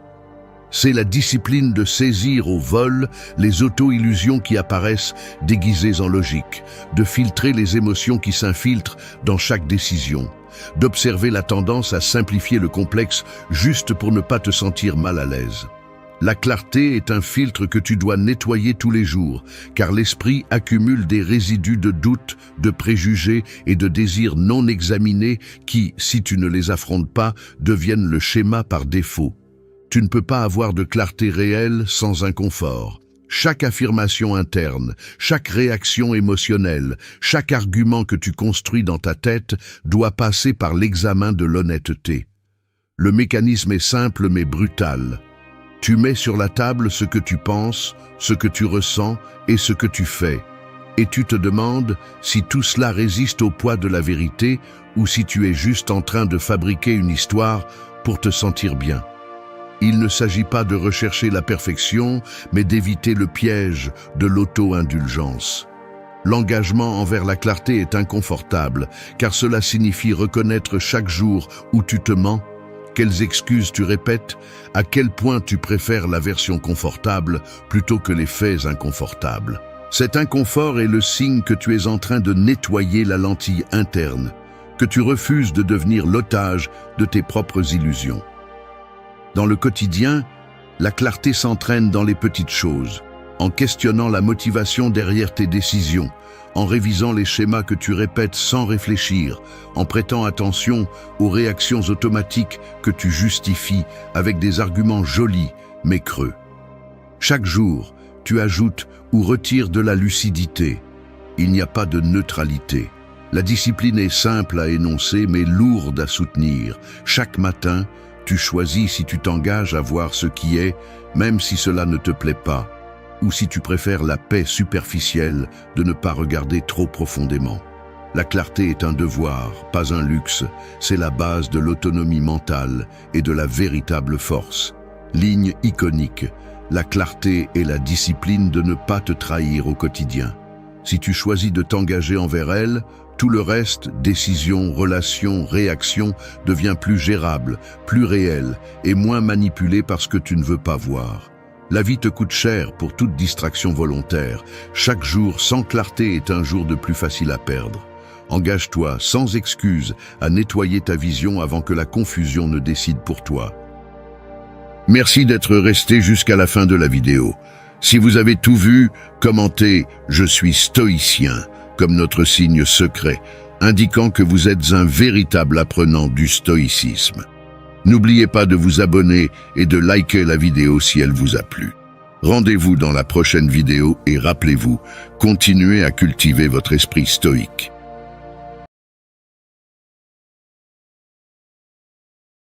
La plupart des gens restera distraite, parlant trop, cherchant validation sur des écrans et perdant leur temps dans des comparaisons inutiles. La vérité inconfortable est que 2026 n'aura pas de patience pour ceux qui ne prennent pas au sérieux le contrôle de leur vie. S'exposer, réagir à tout, expliquer chaque limite, épuise ton énergie et te rend vulnérable. Personne ne viendra te sauver de la dispersion ni de l'auto-tromperie. Si tu ne coupes pas avec les vieilles habitudes, tu vas rester coincé, répétant des excuses pendant que d'autres avancent en silence. Il ne s'agit pas de motivation bon marché ni de belles phrases, mais de la réalité de chaque jour. Si tu ne filtres pas ce que tu consommes, ce que tu dis et ce que tu laisses entrer dans ton esprit, il n'y a pas de discipline qui tienne. Chaque minute que tu passes à justifier tes limites, à chercher l'approbation ou à réagir impulsivement est une fracture de plus dans ton caractère. Le monde ne te doit pas de reconnaissance et ta transformation n'a pas besoin de spectateurs. Il y a un coût psychologique à vivre en fonction de l'opinion des autres et chaque fois que tu choisis le bruit au lieu du silence, tu paies ce prix avec ta propre avancée. Changer n'est pas optionnel pour ceux qui veulent se démarquer. C'est un devoir envers soi-même. Discipline sans témoin, concentration sans comparaison, douleur transformée en moteur. C'est seulement ainsi que tu évites de rester en arrière. 2026 appartient à ceux qui osent briser le moule. Ne sois pas surpris du prix de ne pas changer. 1. Protège ton énergie avec un silence intentionnel. La plupart des gens ne échouent pas par manque de talent, mais parce qu'ils gaspillent leur énergie à parler trop et à s'exposer sans raison. Que cela te plaise ou non, chaque fois que tu ouvres la bouche sans but, tu laisses échapper une partie de ta force. De nos jours, tout le monde semble obsédé par le partage du moindre détail de sa vie, comme si la surexposition était un accomplissement ou une obligation. Mais la vérité est celle-ci. Plus tu es facile à lire, plus tu es facile à manipuler et à épuiser. Le silence intentionnel n'est pas se taire par peur, c'est se taire par stratégie. C'est décider consciemment à qui tu permets d'accéder à tes pensées, tes processus et tes plans. Combien de fois vomis-tu tes idées et émotions dans n'importe quelle oreille disponible, juste pour te sentir validé pendant un instant? Ce n'est pas de l'authenticité, c'est une faiblesse camouflée en honnêteté. Celui qui a besoin d'approbation externe pour maintenir son chemin n'a pas de chemin propre, juste une route empruntée et fragile. Le vrai silence pèse, et c'est pourquoi la plupart l'évitent. Parler moins est une discipline douloureuse, car elle oblige à faire face à l'inconfort de ta propre pensée. Mais voici le point. Toute cette énergie que tu économises en évitant les conversations futiles, en n'expliquant pas chaque mouvement, en ne justifiant pas tes décisions, se transforme en pouvoir accumulé. Le silence est un investissement, pas une perte. Les personnes qui progresseront vraiment en 2026 ne seront pas celles qui crient le plus, mais celles qui savent quand et comment garder leurs mots. La surexposition est une dette émotionnelle qui se paie cher. Chaque fois que tu t'ouvres à quelqu'un qui ne le mérite pas, chaque fois que tu expliques tes rêves à quelqu'un qui ne les comprend pas, tu te vides un peu plus. Et non, tu n'es pas plus libre en disant tout. Tu es plus vulnérable, plus prévisible, plus faible. La discipline du silence ne consiste pas à devenir un fantôme social, mais à protéger l'intégrité de ton processus. Tout le monde n'a pas le droit de savoir ce que tu penses, ni de valider ce que tu ressens. Celui qui vit en s'expliquant finit par perdre le respect de soi et à remettre le contrôle de ses émotions aux autres. Si tu n'es pas capable de supporter le poids de ton propre silence, n'importe quelle opinion externe te fera bouger comme une feuille au vent. C'est aussi simple que cela. Arrête de chercher des spectateurs, arrête de chercher des témoins. La véritable transformation se produit en privé, sur le terrain où personne n'applaudit ni ne remet en question, juste toi et ta vérité. Si tu n'apprends pas à protéger ton énergie en fermant la bouche à temps, tu vas continuer à être esclave des réactions et des attentes des autres. Se taire, c'est construire un muscle mental. Chaque fois que tu choisis le silence plutôt que la réaction automatique, tu renforces le filtre qui te protège de l'épuisement émotionnel. Tout le monde ne mérite pas ta version sans filtre. Tout le monde ne peut pas supporter le poids de ce que tu as à l'intérieur. Parler moins, c'est réserver ta force pour ce qui compte vraiment. Tes actions, ton progrès, ta transformation. Les personnes qui réalisent quelque chose de différent en 2026 seront celles qui comprennent que l'énergie ne se donne pas, elle se protège avec des limites claires et un silence sélectif. Ne sois pas un de plus qui se vide pour s'intégrer. Sois celui qui se vide d'excuses et se remplit de discipline. Le silence n'est pas absence, c'est présence multipliée. La voix la plus forte est celle qui sait quand se taire. Arrête de te comparer. Concentre-toi sur ton chemin. Tu regardes ton téléphone en te brossant les dents et tu vois, sans le vouloir, une image que tu n'as pas cherchée. Quelqu'un qui a étudié la même chose que toi. Quelqu'un qui, il y a quelques années, semblait être sur la même ligne de départ que toi, maintenant apparaît dans un bureau luxueux ou sur une plage isolée, souriant à la caméra avec cette expression de victoire silencieuse. Pas besoin de vouloir te comparer, ta tête le fait toute seule. Le compte à rebours invisible commence. Qui est allé plus loin, qui a plus, qui semble vivre plus léger. Le mécanisme est automatique, presque impossible à arrêter sur le moment. Tu sens comment une voix intérieure s'active et te dresse la liste de tout ce qu'il te manque, te punit pour chaque retard supposé, te demande des résultats que tu ne sais même pas si tu désires vraiment. Se comparer est un reflet appris, une habitude toxique que beaucoup traînent depuis l'enfance. C'est comme porter un poids supplémentaire dans le sac à dos, un poids que personne ne t'a demandé de porter, mais que tu traînes quand même chaque jour. Et le pire, le monde moderne a perfectionné ce piège. Avant, tu te comparais avec le voisin, maintenant avec des millions en même temps, filtrés, retouchés, irréels. La comparaison constante est une fuite silencieuse d'énergie. Chaque fois que tu te laisses entraîner par cet élan, tu perds de vue ce que tu peux réellement contrôler, ton propre parcours. Personne ne te raconte les sacrifices derrière chaque photo. Personne ne montre le vrai prix de ses réussites. Pourtant, ta tête construit des histoires complètes à partir de miettes visuelles. Tu te convaincs qu'ils avancent plus vite, qu'ils sont plus intelligents, qu'ils sont nés avec des avantages qui t'ont été refusés. Cette narration te vole ta clarté. Tu commences à remettre en question tes décisions, non par conviction, mais par la pression de ne pas rester en arrière. Le résultat est un cycle de frustration qui ne finit jamais et qui te pousse à prendre des raccourcis, à changer de direction chaque fois que tu vois une vie supposément meilleure que la tienne. C'est ainsi que l'on perd le cap, non par manque de talent, mais parce qu'on est trop préoccupé par les chemins des autres. Être obsédé par le parcours des autres est la façon la plus sûre de trahir le tien. Personne ne peut construire une vie authentique tout en regardant du coin de l'œil les autres. La comparaison est un filtre qui déforme la perception, fait que tes réussites semblent insignifiantes et tes erreurs impardonnables. Et le plus grave, elles te déconnectent de ton propre processus d'apprentissage. Quand la mesure est toujours externe, tu ne te sentiras jamais suffisant, quoi que tu fasses. Le premier pas pour sortir de ce piège n'est pas d'ignorer les autres, c'est d'apprendre à écouter ce que tu veux vraiment, même si c'est inconfortable de l'admettre.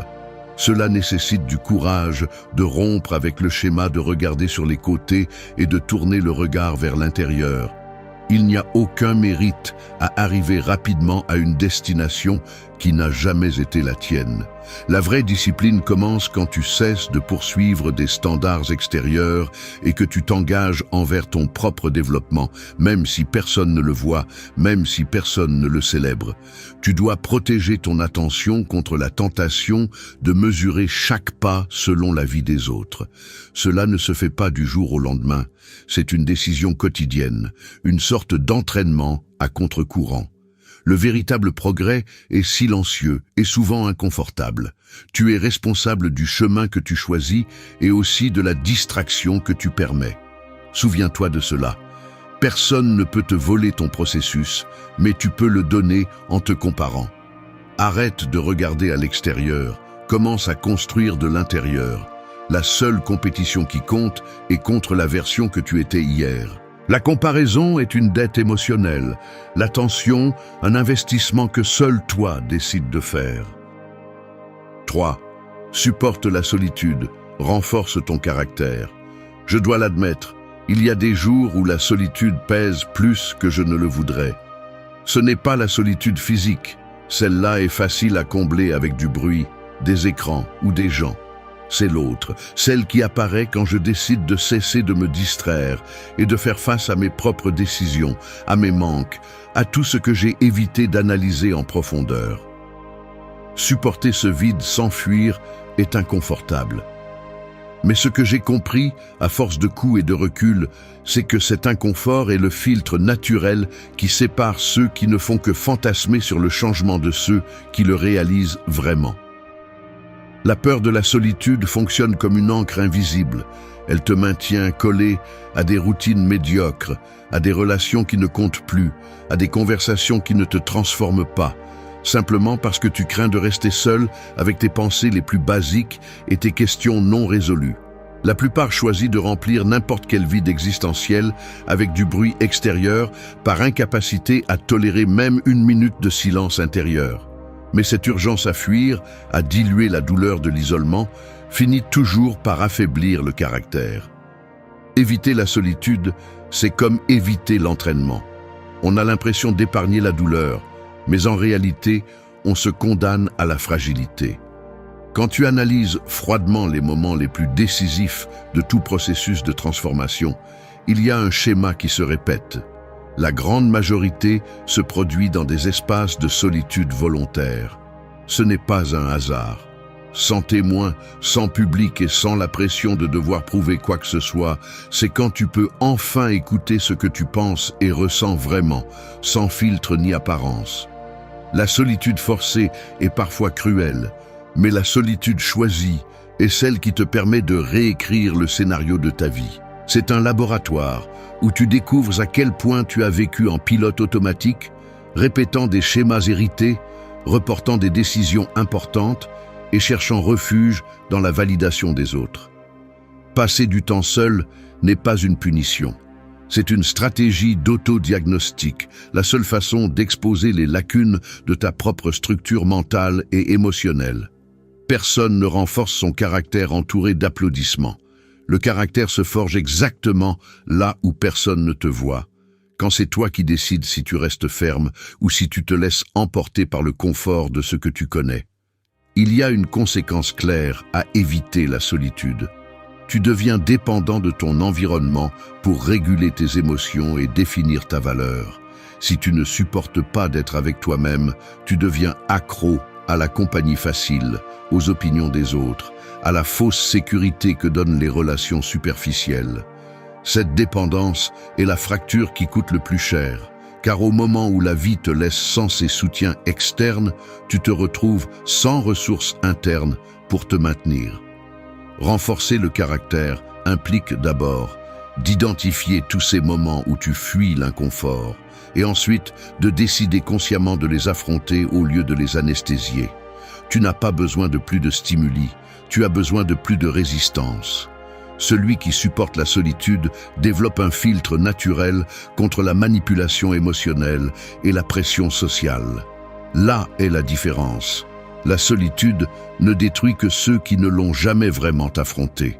Les autres l'utilisent comme un entraînement pour durcir leur volonté et pour protéger leur concentration. Le conseil est simple mais pas facile.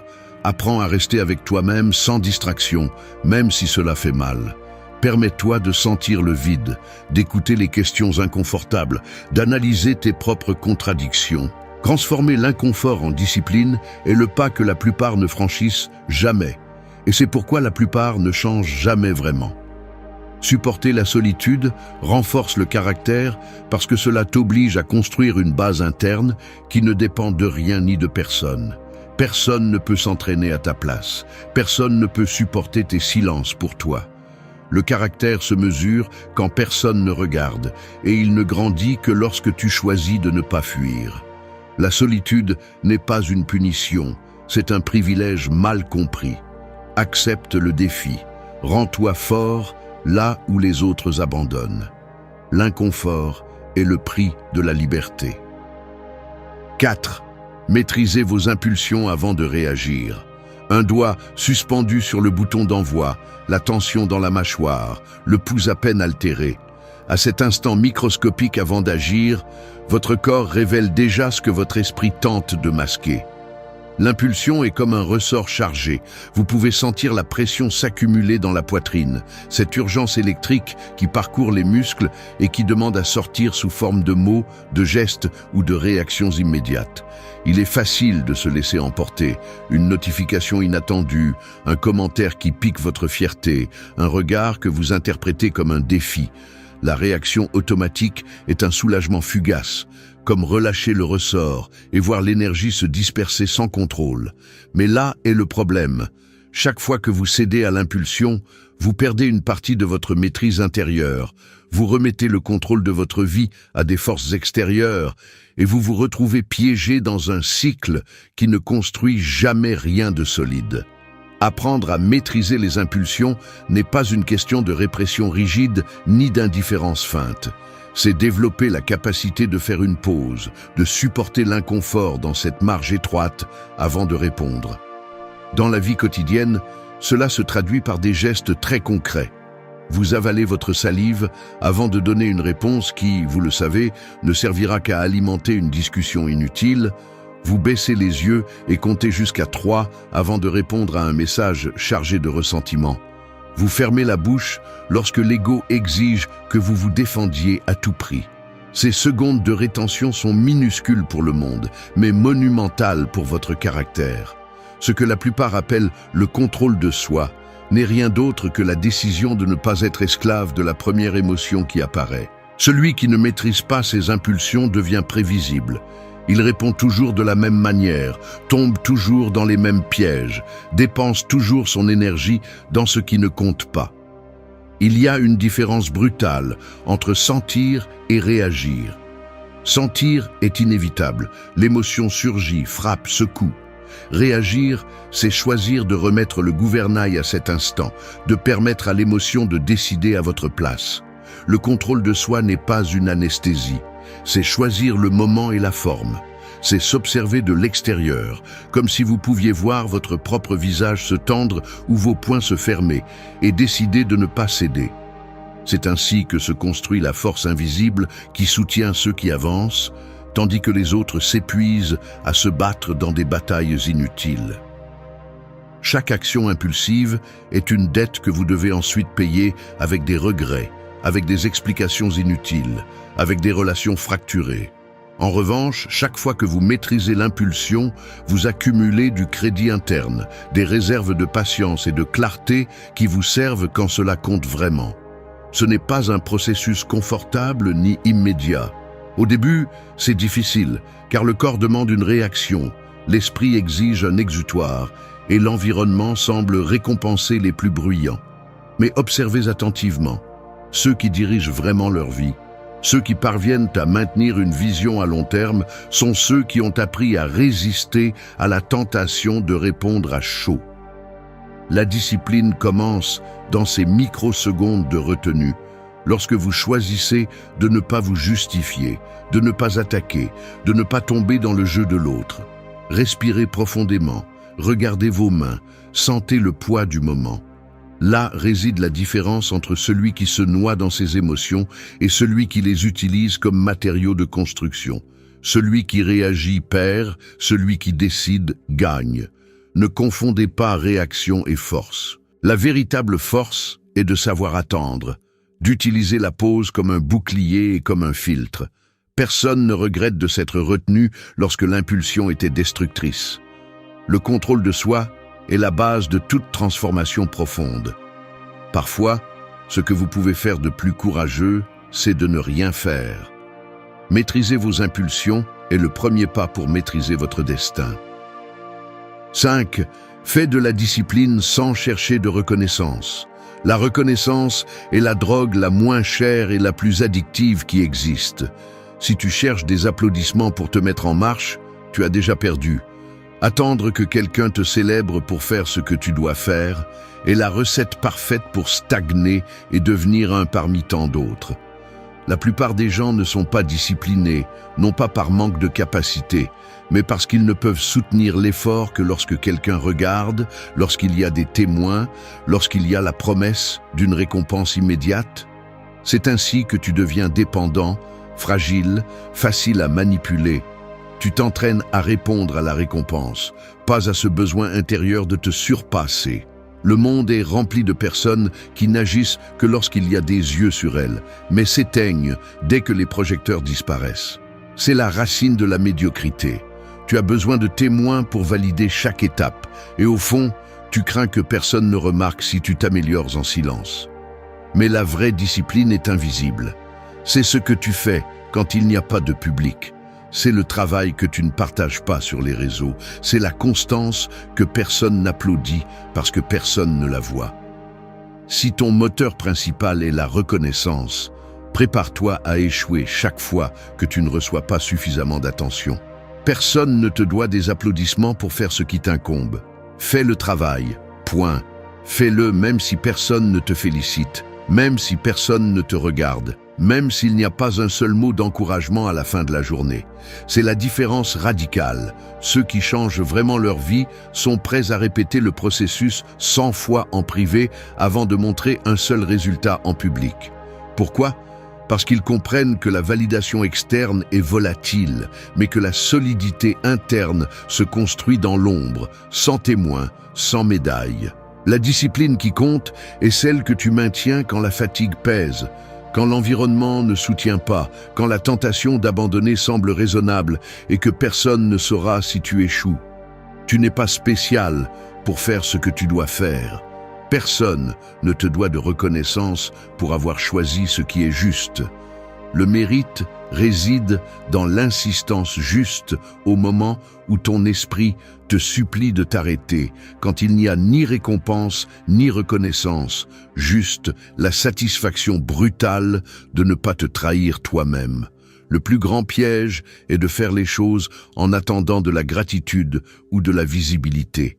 C'est ainsi que tu deviens esclave du regard des autres et, pire encore, que tu rends tes progrès dépendants de l'attention externe. Chaque fois que tu conditionnes ta discipline à l'approbation, tu la rends instable, fragile, inutile à long terme. Veux-tu être différent en 2026 ? Commence par comprendre ceci. La vie ne récompense pas ceux qui demandent de la reconnaissance, mais ceux qui se tiennent dans l'obscurité. Les résultats solides naissent de l'effort silencieux, du sacrifice que personne ne compte, de la douleur que personne n'applaudit.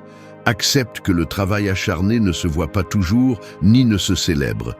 Accepte que le chemin de la discipline se parcourt dans la solitude, sans like, sans commentaires, sans applaudissements.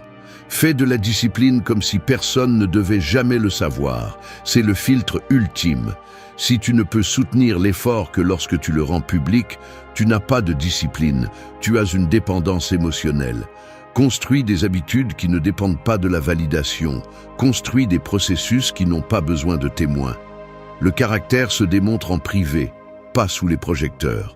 Fais ce qui est juste parce que c'est juste, pas parce que tu attends une récompense. Si cela te fait mal de ne pas recevoir de reconnaissance, mieux vaut que cela te fasse mal maintenant et que tu apprennes que d'attendre toute ta vie un applaudissement qui n'arrive jamais. La discipline silencieuse vaut plus que 1000 ovations vides. La vraie différence est faite par ceux qui s'exigent plus que ce que le monde attend. Tu n'es pas tes réalisations publiques, tu es tes habitudes cachées. La reconnaissance est éphémère, la transformation est permanente. 6. N'explique pas tes limites, applique-les simplement. Personne ne respecte celui qui a besoin de justifier chacun de ses limites. C'est la vérité inconfortable. La plupart des gens dépensent plus d'énergie à expliquer pourquoi ils disent non, pourquoi ils s'éloignent, pourquoi ils n'acceptent pas les règles que les autres imposent, qu'à simplement maintenir le limite et c'est tout. C'est un mécanisme appris très tôt. Tu crains de déplaire, tu crains d'être traité d'égoïste, tu crains d'être rejeté pour ne pas céder, alors tu te lances dans de longues et maladroites explications, comme si ton droit à te protéger avait besoin d'une autorisation ou d'une justification. Il y a une peur profonde d'être mal compris, de porter la culpabilité de ne pas plaire, de perdre l'acceptation de ceux qui t'entourent. Mais chaque fois que tu tombes dans ce jeu de te justifier, tu renforces l'idée que tes besoins sont négociables ou que tu dois demander pardon pour défendre ton espace. Ainsi, tu t'épuises Ainsi, tu deviens un otage émotionnel de la réaction des autres. À l'intérieur, il y a un dialogue constant. Est-ce que je n'exagère pas? Et s'ils sont offensés, que vont-ils penser si je mets cette limite?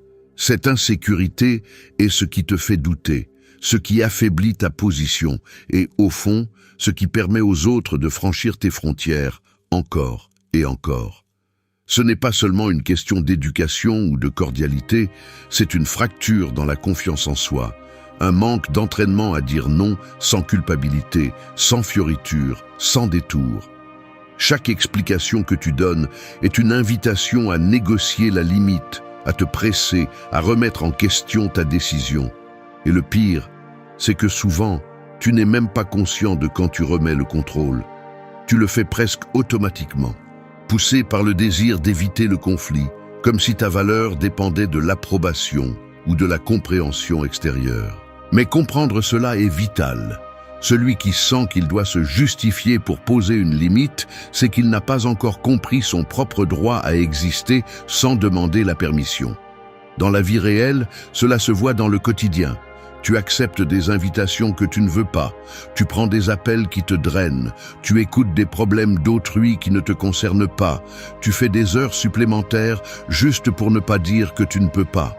Et quand tu oses enfin mettre un frein, tu te précipites à expliquer chaque détail comme si ton bien-être devait être voté par les autres. L'épuisement ne vient pas seulement des autres, mais de l'effort interne de te convaincre que tu as le droit de décider jusqu'où tu vas. La véritable discipline émotionnelle est de cesser de négocier tes limites avec ceux qui ne les comprendront jamais. Il y a une phrase que tu devrais te tatouer mentalement. Celui qui s'explique trop s'affaiblit. Tu n'as pas besoin de discours pour protéger ta paix. Tu n'as pas à détailler des raisons, ni à demander l'approbation pour prendre soin de tes priorités. La fermeté se démontre dans les actes. Tu dis non et tu le maintiens. Tu prends de la distance et tu ne la justifies pas. Tu mets une frontière et tu ne l'embellis pas d'excuses. Les gens respectent ce qui n'est pas discuté. Et oui, il y aura de l'inconfort, peut-être du rejet, même des jugements. Mais la tranquillité qui naît de maintenir tes limites sans explication est bien plus grande que l'anxiété d'essayer de plaire à tout le monde. L'autorité sur ta vie se consolide dans le silence, par des actes, pas par des discours. Chaque limite trop expliquée est une fissure dans ton propre respect. Arrête de demander la permission d'être qui tu es. Si ta limite est claire pour toi, c'est suffisant. N'explique pas, applique-la. 7. Transformer la douleur en moteur de progrès. Vous vous réveillez et le premier souvenir qui apparaît est ce malaise sourd dans votre corps, cette gêne persistante qui ne s'efface ni avec le café ni avec la meilleure playlist. Ce n'est pas seulement de la fatigue physique, c'est l'accumulation de petites déceptions, de pertes récentes, de mots qui ont fait plus de mal que vous ne l'avez admis, d'opportunités qui se sont échappées quand vous en aviez le plus besoin. La douleur, bien qu'elle soit silencieuse et apparemment invisible, pèse plus que n'importe quel sac à dos. Elle s'installe dans la nuque, dans l'estomac, dans la façon dont vous froncez les sourcils ou dans la difficulté que vous avez à commencer la journée. Beaucoup essaient de la minimiser ou de se distraire, d'autres tentent de la déguiser avec de l'humour. Certains en font une excuse pour abandonner. Mais la vérité est que la douleur ne disparaît pas en la niant. Elle se transforme simplement en un fardeau caché qui limite chaque décision. Et voici le premier point clé. La douleur est inévitable, mais ce que vous en faites est votre choix. Il existe un mécanisme mental qui s'active face à toute expérience douloureuse, l'impulsion de fuir, de se plaindre ou de chercher des coupables. C'est une défense primaire, presque automatique, mais terriblement coûteuse. Chaque fois que vous choisissez le chemin de la plainte, la douleur se recycle. Elle passe d'un signal utile à une prison émotionnelle. En revanche, lorsque vous prenez le temps d'analyser d'où vient cette douleur et à quoi elle sert, la douleur peut devenir un outil stratégique, un filtre qui sépare ce que vous devez changer de ce que vous devez simplement laisser aller. La plupart des gens n'atteignent jamais ce niveau d'analyse.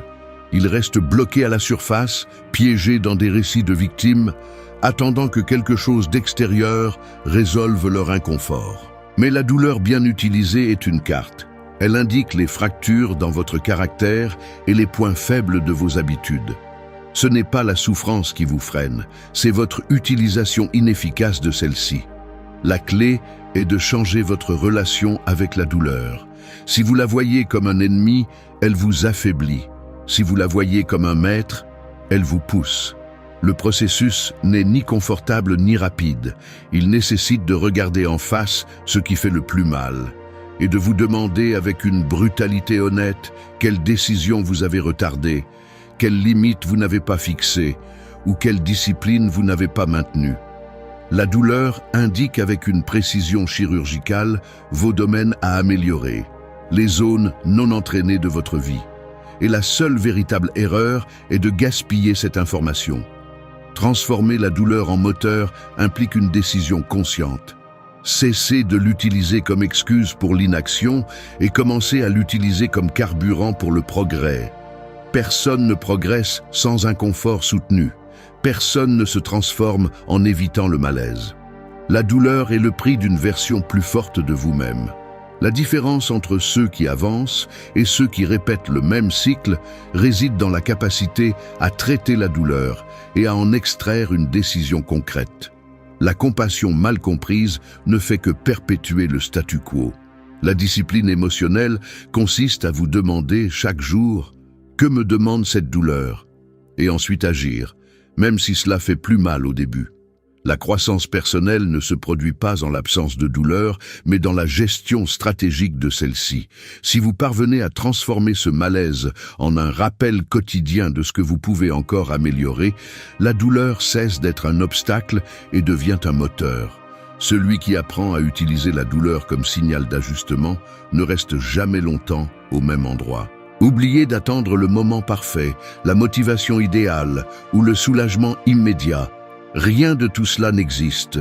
La vie ne récompense pas ceux qui souffrent en silence, mais ceux qui transforment la souffrance en mouvement.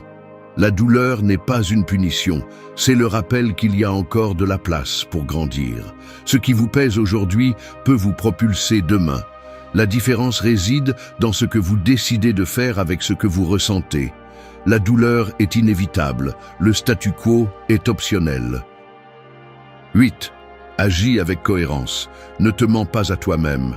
Je me suis surpris à rester immobile devant le miroir, observant un geste que je connais trop bien. La mâchoire serrée, le regard fuyant, les épaules légèrement affaissées comme si j'essayais de cacher un poids invisible. C'est ce moment où l'esprit commence à fabriquer des excuses pour ne pas faire ce que je sais que je dois faire. Là, dans cette pause, je découvre l'habileté involontaire que j'ai à me justifier, à orner mes petites trahisons quotidiennes d'arguments qui semblent logiques, mais qui, si je les démonte, ne sont rien d'autre que des procrastinations déguisées. Je me dis que ce n'est pas le meilleur jour, que j'ai besoin de plus d'informations, que je le ferai sérieusement demain. Et je remarque comment, avec chaque phrase, je m'éloigne un peu plus de la personne que j'affirme vouloir être. L'auto-illusion n'est pas toujours un mensonge explicite. Souvent, c'est ce soupir profond, ce demi-sourire forcé, ce rituel silencieux de reporter l'urgence avec de petites concessions qui s'accumulent. Au final, ce qui reste est une sensation dense dans la poitrine et la certitude inconfortable que personne ne me voit, mais je sais tout. Être cohérent n'est pas un acte d'héroïsme, c'est un exercice quotidien d'honnêteté brutale.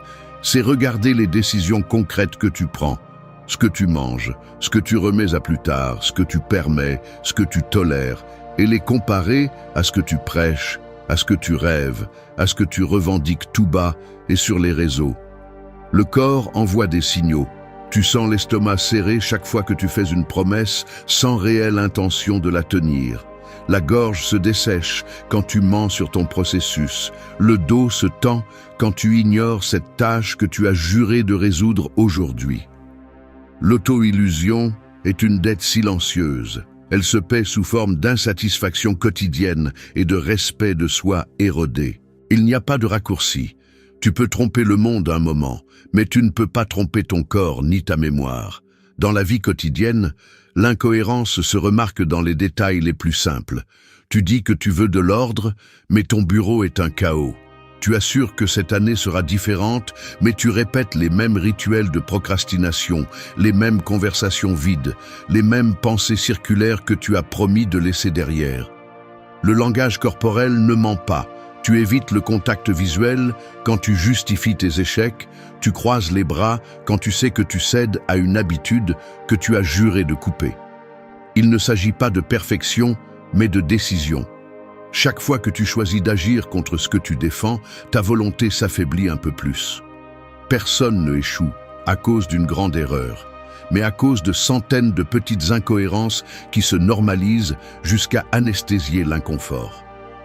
La cohérence fait mal parce qu'elle exige que tu cesses de te raconter des histoires, que tu regardes en face le décalage entre ce que tu déclares et ce que tu fais. La transformation commence lorsque les faits cessent d'être négociables. Il n'y a pas de changement réel sans inconfort. Si ton processus ne te dérange pas, c'est probablement du pur théâtre. La version de toi que tu veux construire ne se forge pas avec des intentions, elle s'entraîne avec des décisions inconfortables, avec des actes concrets que tu maintiens, même si personne ne les voit. Prends soin de tes contradictions. C'est l'une de ces phrases que tu devrais avoir tatouée sur le front, car chaque fois que tu l'évites, le poids de l'insatisfaction silencieuse augmente. La seule façon de sortir du cycle de l'auto-illusion est de surveiller tes propres actes avec la même rigueur que celle avec laquelle tu juges les autres. Il ne suffit pas de savoir ce que tu devrais faire. Tu dois le montrer dans les faits, dans les heures que personne n'observe, dans les détails que toi seul connais. Le respect de soi se construit en privé. Personne ne peut te donner de la cohérence. C'est une discipline qui s'entraîne tous les jours devant le miroir et dans les décisions que tu prends quand personne n'attend rien de toi. La cohérence ne se crie pas, elle se démontre. Ne te mens pas à toi-même. Chaque excuse est une brique de plus dans le mur qui te sépare de la vie que tu pourrais avoir. Merci d'être resté jusqu'à la fin de la vidéo. Si vous avez tout vu, commentez « Je suis stoïcien » comme notre signe secret, indiquant que vous êtes un véritable apprenant du stoïcisme. N'oubliez pas de vous abonner et de liker la vidéo si elle vous a plu. Rendez-vous dans la prochaine vidéo et rappelez-vous, continuez à cultiver votre esprit stoïque.